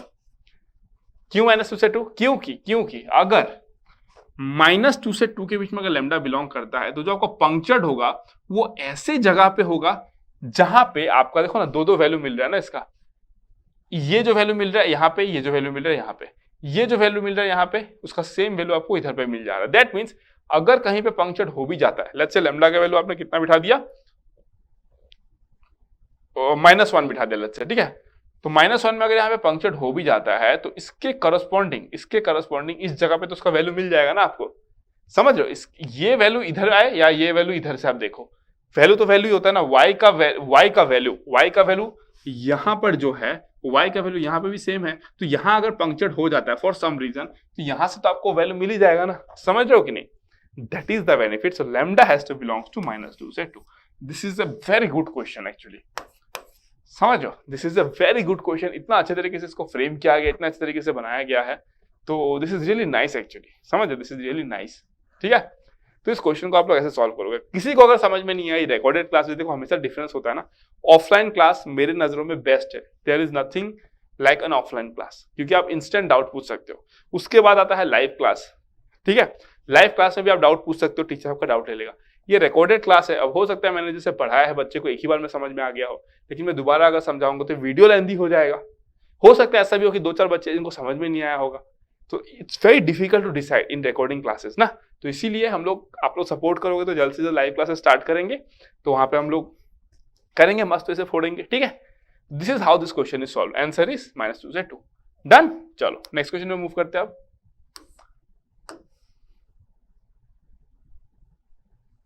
ठीक है, अब इसका देखो हम लोग क्या निकालना है, डोमेन निकालना है। इसका हम लोग को डोमेन निकालना है। ठीक है, डोमेन कैसे निकालोगे? अब इसका डोमेन कैसे निकालोगे?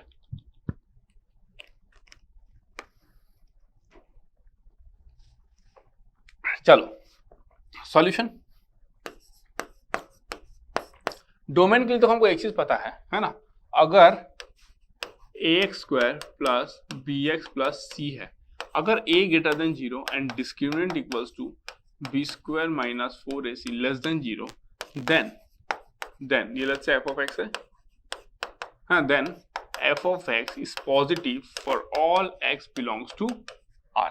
ठीक है, ये होता है। अब ये कैसे होता है अभी बात नहीं करूंगा, क्वाड्रेटिक इक्वेशन में भी दिखा सकता हूं मैं आपको, और मैं आपको इसका कैलकुलस में भी दिखा सकता हूं। ठीक है, बट अभी इसकी नीड नहीं है, अभी बस आपको वो चीज जानना है। ठीक है, वो चीज जानना है। ठीक है, अगर मैं इसकी बात करूं ना, देखो तो x² minus x plus 1 greater than 0, ये हमेशा होगा ही, ट्रू है, ऑलवेज ट्रू। अगर मैं बात करूं x² प्लस x प्लस 1, ये भी ग्रेटर देन 0 होगा ही, है ना, ये भी ग्रेटर देन 0 का ऑलवेज ट्रू है, ऑलवेज ट्रू है। ठीक है, क्योंकि इसका देखो ना, डिस्क्रिमिनेंट आपका जो है उस कंडीशन को सेटिस्फाई कर रहा है ना, इस कंडीशन को क्या कर रहा है, सेटिस्फाई कर रहा है, ये दोनों। ठीक है, अब मैं ये बोल सकता हूं कि देखो log of x² minus x plus 1 not equal to 0, तो ये बेस में e मान के चलूं, है ना, e मान के चलूं, तो implies that x² minus x plus 1 not equal to 1, तो इम्प्लाइज दैट कितना हो जाएगा, x not equal to 0,1। x 0 1 नहीं हो सकता है ना, x 0 और 1 नहीं हो सकता है, ये ऑप्शन बनेगा ही नहीं, ये ऑप्शन बनेगा ही नहीं। ठीक है, ये ऑप्शन बनेगा ही नहीं, क्योंकि x 0 तो होगा ही नहीं ना, कोई चांस ही नहीं है, 0 नहीं होगा। क्योंकि जब भी हम लोग डोमेन निकालते हैं, हम लोग इंटरसेक्शन लेते हैं ना, डिफरेंट फंक्शंस का इंटरसेक्शन लेते हैं, तो 1 तो होगा ही नहीं। ऑप्शन ए और सी क्लियर। ठीक है, तो अगर कोई भी स्मार्ट बच्चा है जो इस क्वेश्चन को देख के डर गया हो, लेकिन फिर भी उसको तुक्का लगा के आना है, थोड़ा सा अगर बुद्धि लगाएगा वो, तो देखो उसका 50% चांस इंक्रीज हो जाएगा करेक्ट होने का, है ना। पहले उसका चांस 25%, अब उसका चांस कितना है, 50% है। ठीक है ना। चलो, अब हमको पता है कि ये नहीं होगा। सेकेंड चीज अगर मैं बोलूं लॉग ऑफ समथिंग, तो हमको पता है कि sine inverse x, sine inverse under root x² plus x plus 1, इसको क्या होना पड़ेगा, ग्रेटर देन 0 होना पड़ेगा, पॉजिटिव होना पड़ेगा। तो अगर मैं बोलूं कि under root of x² plus x plus 1 has to be greater than 0, this is always true ना। स्क्वायर रूट फंक्शन है, अंदर वाला पॉजिटिव है, तो ट्रू होगा ही, x belongs to real, x belongs to real, है ना। x का कोई भी वैल्यू पुट कर लो, वो ग्रेटर देन 0 होगा, उसमें टेंशन लेने वाली बात ही नहीं है ना, कुछ भी वैल्यू पुट कर लो चाहे आप। ठीक है, तो ये भी सही है भाई, कोई दिक्कत नहीं है। नेक्स्ट चीज क्या होगा आपका, नेक्स्ट चीज क्या होगा, साइन इनवर्स x। आपको याद होगा जब मैं इनवर्स फंक्शन लिखाया था, sine inverse x, sine x lies in between -1 to 1, तो x lies in between where to where, -π/2 से π/2 होता है। x कहां से कहां तक लाई करेगा, -π/2 से π/2 तक। ठीक है, sorry, x lies in between -1 से 1, sine inverse x lies in between -π/2 से π/2। x जो है ये कहां से कहां तक लाई करेगा, -1 less than equals to x less than equals to 1, ये इसका पॉसिबल वैल्यूज होता है x का। ठीक है, चलो अगर मैं बोलूं अभी यहाँ पे, अगर मैं बोलूं यहाँ पे ये इनवर्स ट्रिग्नोमेट्री फंक्शन का, अरे भाई सिंपल सा बात है, देखो यार y is equal to sine inverse x, तो साइन y कितना हो जाएगा, x साइन y हमको पता है -1 से 1 के बीच में लाई करेगा, तो x -1 से 1 के बीच में लाई करेगा यार, सिंपल सा बात है। ठीक है ना। दैट मीन्स ये पॉजिटिव तो होगा बट इसको 1 से छोटा भी होना है, therefore root over x² plus x plus 1 less than equals to 1 होना पड़ेगा और इसको 0 से बड़ा भी होना है। 0 से बड़ा आप ही ने लिखा है, इसको 0 से बड़ा भी होना है ना, ये रहा 0 से बड़ा भी होना है इसको, ठीक है। और वैसे भी स्क्वायर रूट फंक्शन है, 0 से बड़ा होगा, इक्वल नहीं हो सकता है। इक्वल इसलिए नहीं हो सकता है, क्यों? जस्ट बिकॉज इक्वल होने से पंगा है आपका, है ना, क्योंकि 0 ये नहीं हो सकता ना, साइन इनवर्स 0 इज 0, तो log of 0 is not valid ना, ठीक है। अगर मैं बोलूँ इसका, देखो ये स्क्वायर रूट फंक्शन है, ये क्या है, पॉजिटिव देगा, ये भी पॉजिटिव देगा, हम लोग स्क्वायर कर सकते हैं बोथ साइड, है ना। तो मैं क्या लिख सकता हूँ, x square plus x plus 1 क्या हो जाएगा, लेस देन इक्वल्स टू 1। तो x square plus x less than equals to how much, 0। तो x into x plus 1 less than equals to 0। तो क्या हो जाएगा, देखो this is 0, this is -1, wavy curve draw करो, नीचे वाला जोन हो जाएगा, तो क्या हो जाएगा, x बिलोंग्स टू -1 से 0, ठीक है। बट हमको पता है कि x क्या नहीं हो सकता है, 0 नहीं हो सकता है, x 0 नहीं हो सकता, देयरफॉर फाइनल आंसर क्या हो जाएगा, देयरफॉर x बिलोंग्स टू -1 से 0, ये होना चाहिए, है ना। वैसे तो हमको ये मिला था, है ना, हमको ये मिला था, बट 0 तो हो नहीं सकता x, है ना, तो x आपका ये हो जाएगा -1 से 0। क्लियर हो गया, समझ में आया? तो कौन सा आंसर होगा, कोई भी आंसर नहीं, none of this is the right answer, ठीक है। तो देखो एग्जाम में क्या होता है ना, ध्यान से सुनो, एग्जाम में क्या होता है, कई बार जब ऐसा क्वेश्चन एक बच्चा देखता है, उसको लगता है यार 3 ऑप्शन दिया गया, भाई नन तो इसमें होगा नहीं, है ना, नन होगा ही नहीं। तो कई बार बच्चे, थोड़ा सा एक अच्छा बच्चा भी इसी थॉट में गलत कर देता है। आपको अपने इंस्टिंक्ट पे बिलीव करना है, आपको अपने कंसेप्ट पे बिलीव करना है, आपने इतना टाइम जो तैयारी पे लगाया आपको उस पर बिलीव करना है ना, इतना टाइम जो आपने मेहनत किया है इस एग्जाम के लिए, आपको उस पर बिलीव करना है, ठीक है। एग्जाम में क्या ऑप्शन दिया गया नहीं दिया गया कोई फर्क नहीं पड़ता है ना, मल्टीपल टाइप दिया गया, इंटीजर टाइप है, कि आपका कुछ भी दे दे, मतलब समझ लो, आपको उससे परेशान नहीं होना, आपको सीधा आंसर लगाना है जो आपको लगता है करेक्ट है। ओके, चलो let's move to the next question.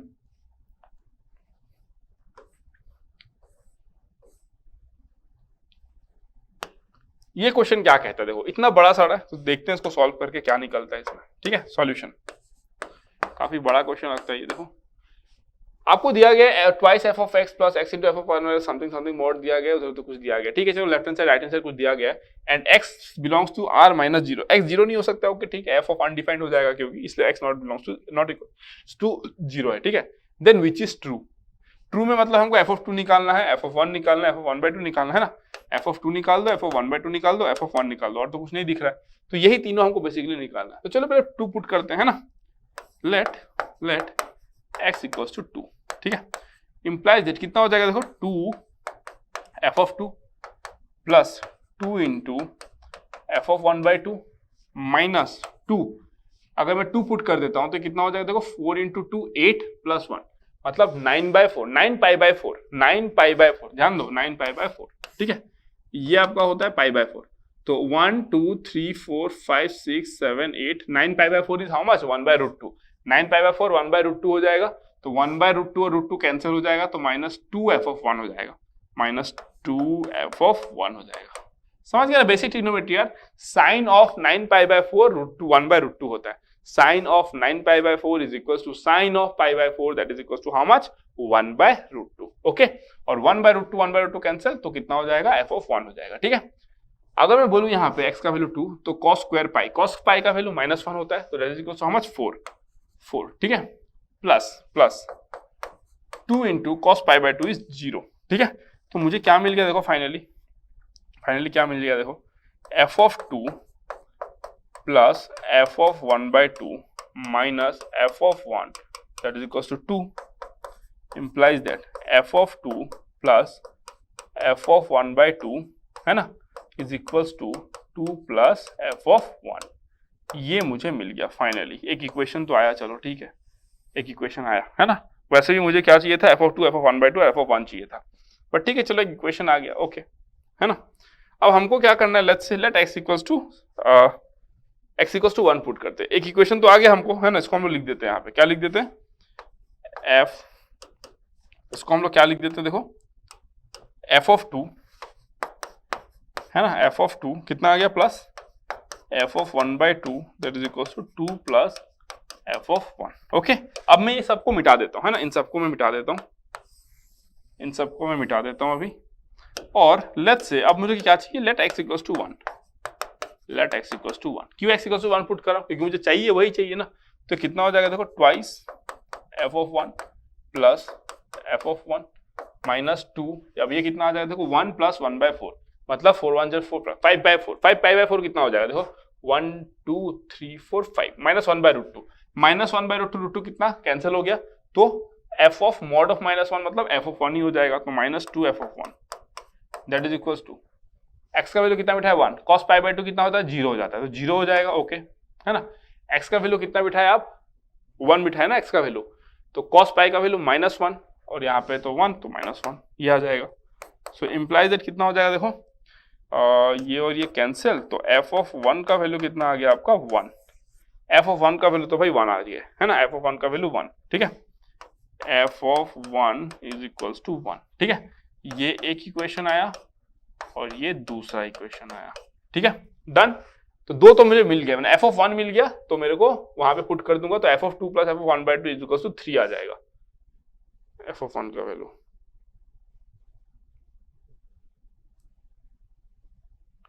f of 1 का वैल्यू -1 आएगा ना, f ऑफ 1 का वैल्यू -1, ठीक है, -1, दिस इज इक्वल्स टू -1, ठीक है, f ऑफ 1 का वैल्यू कितना आ गया -1 आ गया, तो देखो f of 2 + f of 1/2 is equals to 2 - 1 that is equals to 1, ये करेक्ट है, ये ऑप्शन क्या है करेक्ट है, ठीक है।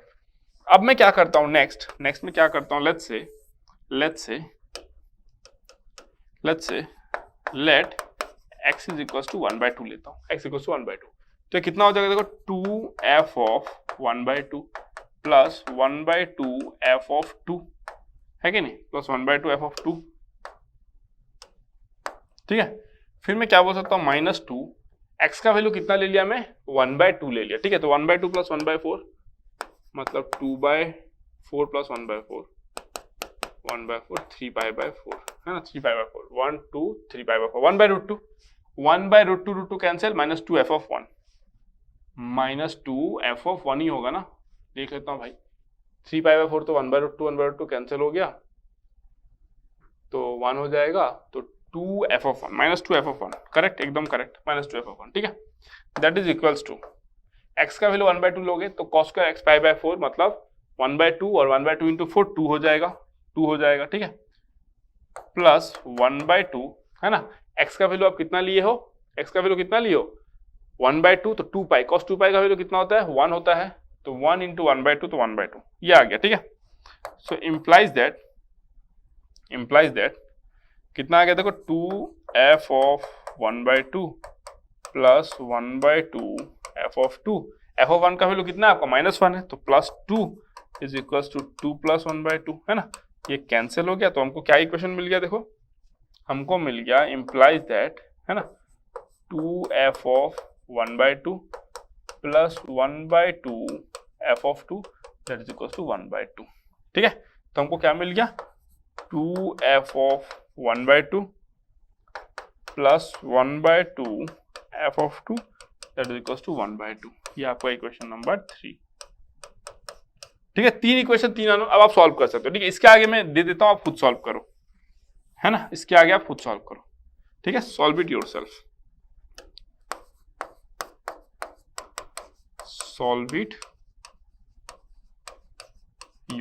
ठीक है भाई, 3 इक्वेशन दे दिया और क्या चाहिए देखो, f ऑफ 1 का वैल्यू -1 है, तो ये ट्रू हो गया आपका, ठीक है, उसके बाद आप ये दोनों को सॉल्व करो, है ना, इसको और इसको सॉल्व करो, इसको और इसको सॉल्व करो, आपको f ऑफ 1/2 और f ऑफ 2 मिल जाएगा, जैसे आपको वो मिल जाता है उसके बाद आप देख लो कौन सा करेक्ट हो रहा है, ठीक है, तो I will move to the next question ना, ये कैलकुलेशन आप खुद करोगे, है ना, ये कैलकुलेशन आप खुद करोगे, ठीक है, चलो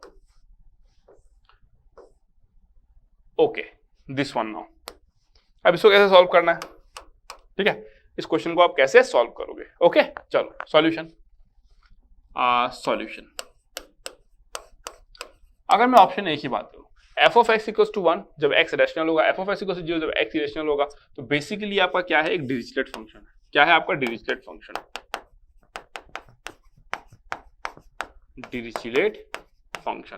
ठीक है। अब कैसे डिरिचलेट फंक्शन है ये, कैसे डिरिचलेट फंक्शन देखो, क्योंकि x रैशनल है तो 1 है, x इरेशनल है तो 0 है, तो हम क्या कर सकते हैं, इसका हम लोग ग्राफ ड्रॉ नहीं कर सकते, है ना, इसका फ्री फ्लो ग्राफ पॉसिबल नहीं है, मैं बता चुका हूं क्यों, because between every two irrational number there are lots of rational number, between every two rational number there are lots of irrational number, इसलिए हम लोग इसका फ्री फ्लो ग्राफ ड्रॉ नहीं कर सकते। बट यहाँ पे कैच है देखो, अगर मैं बोलूं कि f of x plus t is equals to 1 कब x प्लस टी इज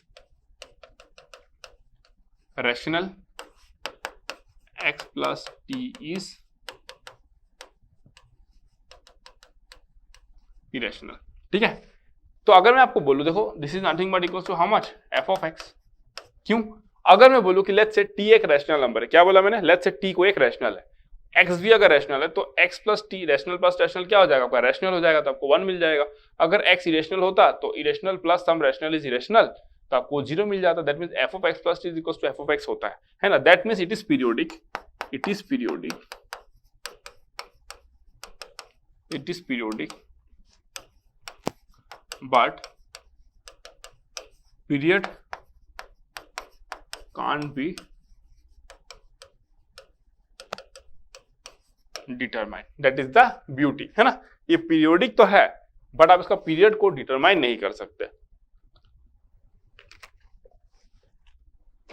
यही आपका क्या होता है, डिरिचलेट फंक्शन होता है। ठीक है, क्योंकि आप समझो इस बात को, एफ ऑफ एक्स का वैल्यू 1, जब भी एक्स रेशनल होगा उसका वैल्यू 1 होगा, जब भी एक्स इरेशनल होगा उसका वैल्यू 0 होगा। अगर मैं बोलूं कि x प्लस टी में x के साथ में कुछ एक t ऐड किया जो रैशनल है ना, तो अगर x रैशनल था उसका t ऐड आप रैशनल किया तो आपको 1 ही मिलेगा भाई, है ना। x का वैल्यू, x प्लस से t का वैल्यू मैंने कुछ भी ले लिया, आप पीरियड डिटरमाइन नहीं कर सकते बट वो डेफिनेशन को फॉलो करता है ना। F of x plus T का वैल्यू भी 1 है जब x प्लस टी रैशनल है, और 0 है जब x प्लस टी क्या है आपका, इरेशनल है। डेफिनेशन को फॉलो करता है पीरियोडिक का, इसलिए वो पीरियोडिक है, बट फंडामेंटल पीरियड आप नहीं बता सकते, इवन आप पीरियड ही नहीं बता सकते उसका, but since it follows the definition तो इट इज पीरियोडिक, है ना। तो ये एक पर्टिकुलर फंक्शन है, स्पेशल फंक्शन है, डिरिचलेट फंक्शन, नेम्ड फंक्शन है। जब भी आपको नेम्ड फंक्शन मिलता है तो उसका हिस्ट्री, ज्योग्राफी, बायोलॉजी बहुत कुछ होता है ना, तो it is just the named function. ठीक है, तो ये पीरियोडिक है। अगर मैं इसकी बात करूं सेकंड वाले की, है ना, सेकंड वाले को देखो आप,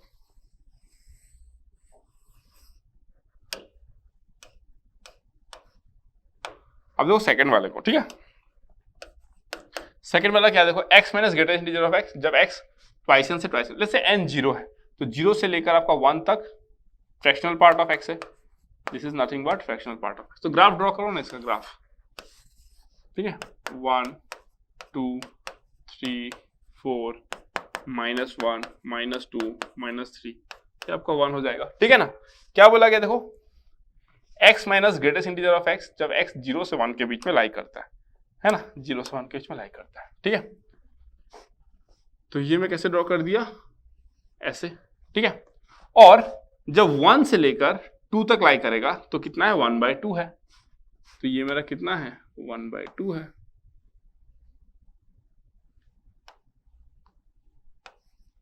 देखो यहाँ पे लेस देन है, यहाँ पे लेस देन इक्वल्स टू है। ठीक है, तो बस आपको ग्राफ ड्रॉ करना है, ये आपका कितना हो जाएगा, 1/2। ठीक है, फिर आप देखो आगे ग्राफ को ड्रॉ करो। आप आगे अगर आप ग्राफ को ड्रॉ करोगे सेम, है ना, ये कैसे जाएगा देखो, 2 से 3 के बीच में ऐसे आएगा, फिर 3 से 4 के बीच में ऐसे आएगा, फिर ऐसे आएगा। तो यस इट इज पीरियोडिक ना। लेफ्ट हैंड साइड में भी ड्रॉ कर सकते हो ना, इधर भी ड्रॉ कर सकते हो, कोई इशू नहीं है। इधर आप ड्रॉ करोगे तो कैसा आएगा देखो, है ना, देन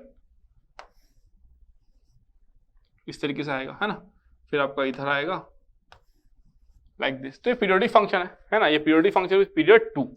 इसका पीरियड कितना है आपका, t इज इक्वल्स टू, इसका पीरियड कितना है आपका, t इज इक्वल्स टू 2।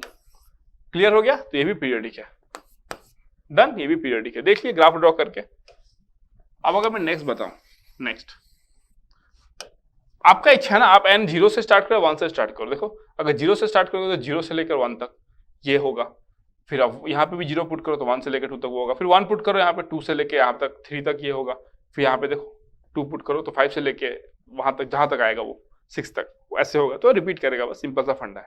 अगर मैं इसकी बात करूं f of x equals to this one, ठीक है, नंबर सी। नंबर सी क्या है मेरा, देखो f of x equals to -1 raise to the power twice x by pi, -1 raise to twice x by, ये ग्रेटेस्ट इंटीजर फंक्शन है। अगर मैं बोलूं देखो f of x is equals to -1 raise to the power twice x by pi. अगर मैं बोलूं कि f of x plus t is equals to -x raise to the power twice x plus 2t by पाई हो जाएगा, -1 raise to the power twice x by pi plus 2t by pi, मैं ऐसे लिख सकता हूं। अगर मैं बोलूं कि से t इज इक्वल्स टू, अगर मैं बोलूँ पाई, है ना, तो कितना हो जाएगा देखो, -1 raise to the power twice x by pi plus 2। क्यों मैंने t is equals to pi लिया? बिकॉज जब मैं t को पाई ले रहा हूं तो इंटीजर बन जा रहा है ना। आप बोलोगे सर आप 4 पाई भी तो ले सकते थे। अरे भाई ले लो ना 4 पाई। सर आप 3 पाई भी तो ले सकते, तो मैं बोलता हूं सर ले लो 3 पाई। सर 2 पाई भी तो ले सकते, अरे ले लो ना भाई 2 पाई। मेरे को फंडामेंटल पीरियड की बात कर रहा हूं इसलिए मैंने पाई लिया, ठीक है। तो अगर मैं इसको बोलूँ तो क्या हो जाएगा देखो, माइनस ट्वाइस एक्स बाय पाई, ये क्या है इंटीजर है तो +2 बाहर आ जाएगा। ये मैं क्या ले सकता हूँ देखो, -1 raise to the power twice x by pi into क्या लिखूंगा मैं, -1 स्क्वायर, तो कितना आ जाएगा, -1 raise to the power twice x by pi is equals to f of x। Periodic हो गया ना ये, तो पीरियडिक, तो पीरियड क्या है इसका, t is equals to pi, fundamental period. Pi 2 pi 3 pi सब पीरियडिक है, ठीक है। दिस वन क्लियर हो गया। अब आता है लास्ट वन, ठीक है। अगर मैं इसकी बात करूं, इसको मैं क्या लिख सकता हूं देखो, इसको मैं लिख सकता हूं fractional part of ax plus a plus 10 pi x by 2, ठीक है। अगर मैं इसकी पीरियड की बात करूं, तो फ्रैक्शनल पार्ट ऑफ x कितना का पीरियड होता है, फ्रैक्शनल पार्ट ऑफ x 1 से पीरियडिक होता है, तो ये हो जाएगा आपका 1 बाय a। अगर मैं इसकी बात करूं 10 ऑफ दिस वन, 10 x किससे पीरियडिक होता है, पाई से होता है, तो ये पाई डिवाइडेड बाय ये पाई बाय 2, तो दैट इज इक्वल्स टू 2, ठीक है। तो इसका पीरियड क्या हो जाएगा, LCM of 1 by a comma 2 by 1, so that is equal to how much, 2। क्यों, LCM of this and this what, LCM of 1 and 2 जो कि 2 आएगा, एचसीएफ ऑफ a एंड 1 जो कि क्या आएगा आपका 1 आएगा। क्लियर हो गया, एकदम डन मस्त तरीके से। तो इस तरीके से हम लोग इसको सॉल्व कर सकते हैं। इसका हम लोग को पीरियड क्या मिल गया, 2, t is equals to 2। All are periodic actually in this question, all are periodic. Done, clear, समझ में आ गया। चलो अब नेक्स्ट क्वेश्चन की तरफ मूव करते हैं, ठीक है। अब हम लोग नेक्स्ट क्वेश्चन की तरफ मूव करते हैं। अब अगर मैं नेक्स्ट क्वेश्चन की बात करूं, नेक्स्ट क्वेश्चन में क्या देखो, ओके, ये क्वेश्चन 2 बार आ गया है जेडब्ल्यू में, है ना। जेडब्ल्यू मेंस में सेम क्वेश्चन को 2 बार पूछा गया, एक 2013 में, 2013 या 14 में, और एक 2019 में भी पूछा है सेम क्वेश्चन, ठीक है। 2013 में आई गेस एंड 2019 में भी इसको पूछा गया है, ठीक है, if I am not wrong. Solution, अब इस क्वेश्चन को सॉल्व करने के लिए देखो आपको क्या करना है, एफ के x is equal to 1 by k ना, एक आइडेंटिटी काइंड ऑफ चीज दिया गया है ना, आपको बता दिया गया इस तरीके से, अगर ये ट्रू होता है तो ट्रू ही है, ठीक है। Where x belongs to r and k greater than equals to 1, then f of 4x minus f of 6x। अब ध्यान से देखना इसको, ठीक है। अगर f के x, अगर ये फंक्शन अगर ये होता है, देन ये फंक्शन जब होता है तो x का किसी भी वैल्यू के लिए फंक्शन डिफाइन किया गया है, x का वैल्यू कुछ भी ले लो आपको डिफाइन किया गया है। फिर भी मैं 2 मेथड चेक करता हूं, मेथड 1, ठीक है। मेथड 1 में आप कैसे करोगे इसको देखो, अगर मैं बोलूं कि f of 4x कितना है आपका, f of 4x, तो 1 by 4 sin raised to the power 4x plus cos raised to the power 4x, ठीक है। अगर बोलो कि इसको आप लिख सकते हो 1 by 4, है ना, 1 minus 2 sin square x cos square x, ये एक मेथड है ना। लेकिन अब सबको तो ये रिजल्ट तो याद नहीं रहता है, अगर सबको याद नहीं रहता तो उसको सॉल्व करना पड़ेगा। कैसे सॉल्व करेंगे, a square plus b square, फिर आप a plus b whole square minus twice ab, ऐसे करके करोगे, है ना। तो sin square x plus cos square x क्या होता है, 1 होता है, तो 1 स्क्वायर इज 1, तो 1 माइनस दिस आ जाएगा, ठीक है। अगर मैं बोलूं कि f of 6x 1 by 6 sin raised to the power 6x plus cos raised to the power 6x। अब देखो बहुत बच्चों को इसका भी स्टैंडर्ड रिजल्ट याद नहीं रहता है, तो वो क्या करेंगे, 1 minus 3 sin square x into cos square x.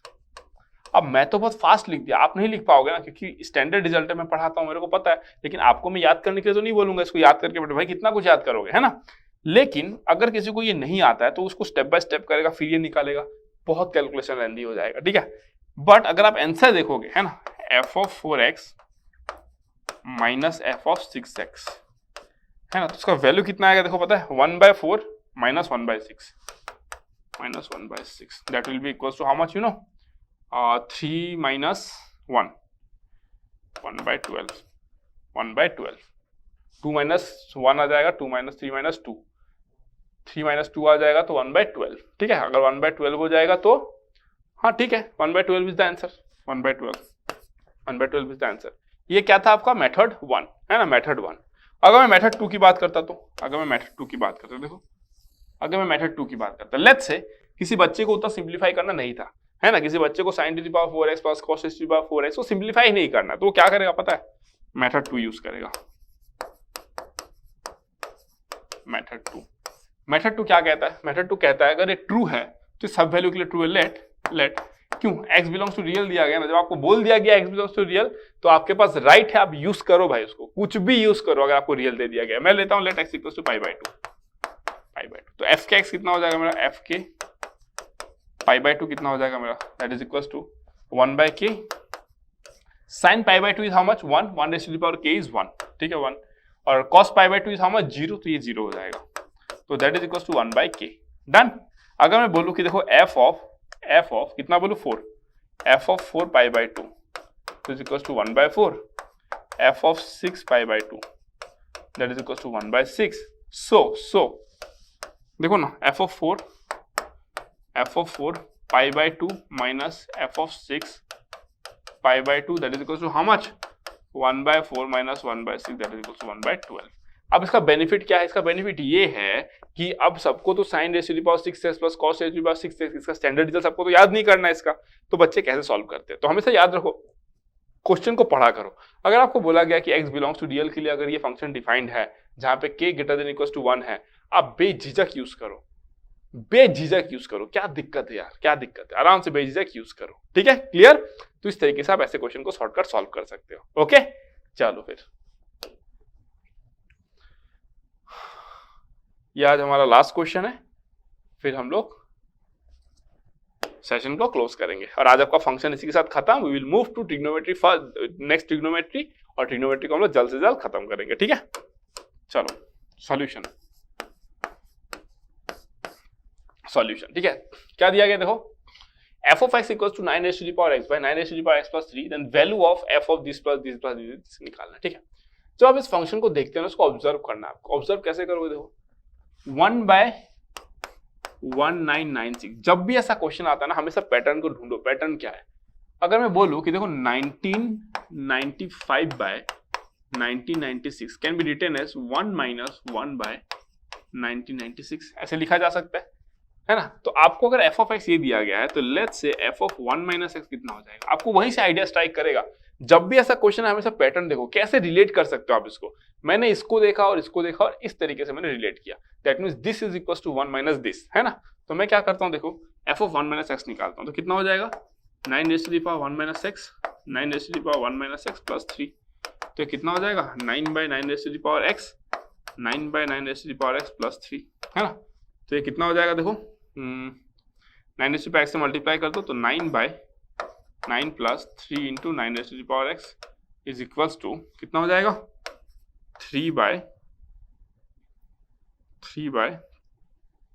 3 plus 9 raised to the power x, यही होगा आई गेस, यही होना चाहिए। और 3 अगर बाहर निकाल दोगे तो ऊपर 3 आ जाएगा और नीचे 3 plus 9 raised to the power x हो जाएगा। हाँ ठीक है, बढ़िया। अगर मैं बोलूँ कि f of x plus f of 1 minus x कितना हो जाएगा, देखो f of x कितना है 9 raised to the power x by 9 raised to the power x plus 3 plus ये कितना हो जाएगा 3 by 9 raised to the power x plus 3 that is equals to 1, है ना। f of x plus f of 1 minus x कितना आ गया 1 आ गया, ठीक है। कितना आ गया मेरा, देखो f of x plus f of 1 minus x is equals to 1, बस यही निकालना था, है ना, यही निकालना था। अगर ये निकल गया आपका, है ना, अगर ये निकल गया आपका, तो देखो इन दैट केस क्या करोगे आप। अगर आपका ये निकल गया तो आप क्या बोलोगे, f of 1 by 996, है ना, प्लस f of इसका काउंटर पार्ट क्या होगा, f of 1995 by 1996, ये कितना हो जाएगा 1 हो जाएगा। उसी तरीके से f of 2 by 1996 plus f of 1994 by 1996 that is equals to 1 हो जाएगा। समझ में आ रहा है कि नहीं। अगर ये 1 हो गया तो आप ऐसे कर करके जाओगे, कहां तक जाओगे, f of कहां तक जाओगे 1997 तक जाओगे आप, सॉरी 997 तक जाओगे, इसका हाफ तक जाओगे ना, 997 divided by 1996 plus f of 999 by 1996 is equal to 1। ऐसे कर करके आप जाओगे 997 तक ही जाओगे भाई, उससे आगे कैसे बढ़ोगे? उससे आगे बढ़ोगे तो फिर तो रिपीट होने लगेगा ना, तो सेम चीज को दो बार क्यों लिखोगे? क्योंकि ये टर्म तो 997 तो एक ही बार आएगा ना बस। फिर नेक्स्ट अगर मैं बोलूं कि f of 998 by 1996 plus f of 99 है ना 8 बाय 1996, ये भी कितना आएगा मेरा 1 आएगा। तो इम्प्लाइज दैट मैं क्या लिख सकता हूं? f of 998 by 1996 is equal to 1/2, ये लिख सकता हूं, है कि नहीं? अब अगर मैं आपको बोलूं कि ये जो मेरा है ये तो ऐसा ही कुछ रहा होगा, f ऑफ 1 बाय 1996 है ना plus dot dot dot f of 997 by 1996 plus f of 998 by 1996 plus f of 999 by 1996 plus dot dot dot dot dot कहां तक गया होगा? f of where 1995 by 1996। Clear हो गया? तो मैं क्या बोल सकता हूं, इसका जो फाइनल रिजल्ट आया होगा, देखो इसका फर्स्ट टर्म उसका लास्ट टर्म 1 आया होगा प्लस इसका सेकंड टर्म उसका सेकंड लास्ट टर्म 1 आया होगा। कहां तक जाएगा? Up to how many terms? 997 terms, up to 997 terms, है कि नहीं? प्लस इसका वैल्यू कितना है? प्लस इसका वैल्यू कितना है आपका 1/2। अगर आप 1 को 997 टाइम्स अगर ऐड करोगे, 1 को अगर 997 टाइम्स अगर आप ऐड करोगे, कितना होगा value? 997 plus 1/2 that is equals to 997.5। This is the right answer 997.5। Clear हो गया? तो इस तरीके से आपको इस क्वेश्चन को सॉल्व करना था, है ना? इस तरीके से आपको इस क्वेश्चन को सॉल्व करना था। अगर आप ऐसे सॉल्व कर लिए तो बस हो गया सारा काम खत्म फिर, ठीक है ना? तो बस यही था सारे क्वेश्चन, इसी के साथ एंड ऑफ फंक्शन। अब हम लोग नेक्स्ट क्लास में क्या करेंगे? नेक्स्ट क्लास में वी विल डिस्कस ट्रिग्नोमेट्री। अब ट्रिग्नोमेट्री के साथ शुरू करेंगे, जल्द से जल्द उसको खत्म करते हैं, देन मैं प्लान करता हूं कि नेक्स्ट आपको क्या पढ़ाना है। क्वाड्रेटिक एंड कॉम्प्लेक्स ये सब खत्म करेंगे फटाफट, फिर तो मजा ही आ जाएगा ना फिर। चलो फिर, thank you so much, love you all, see you in the next class with trigonometry. Good bye.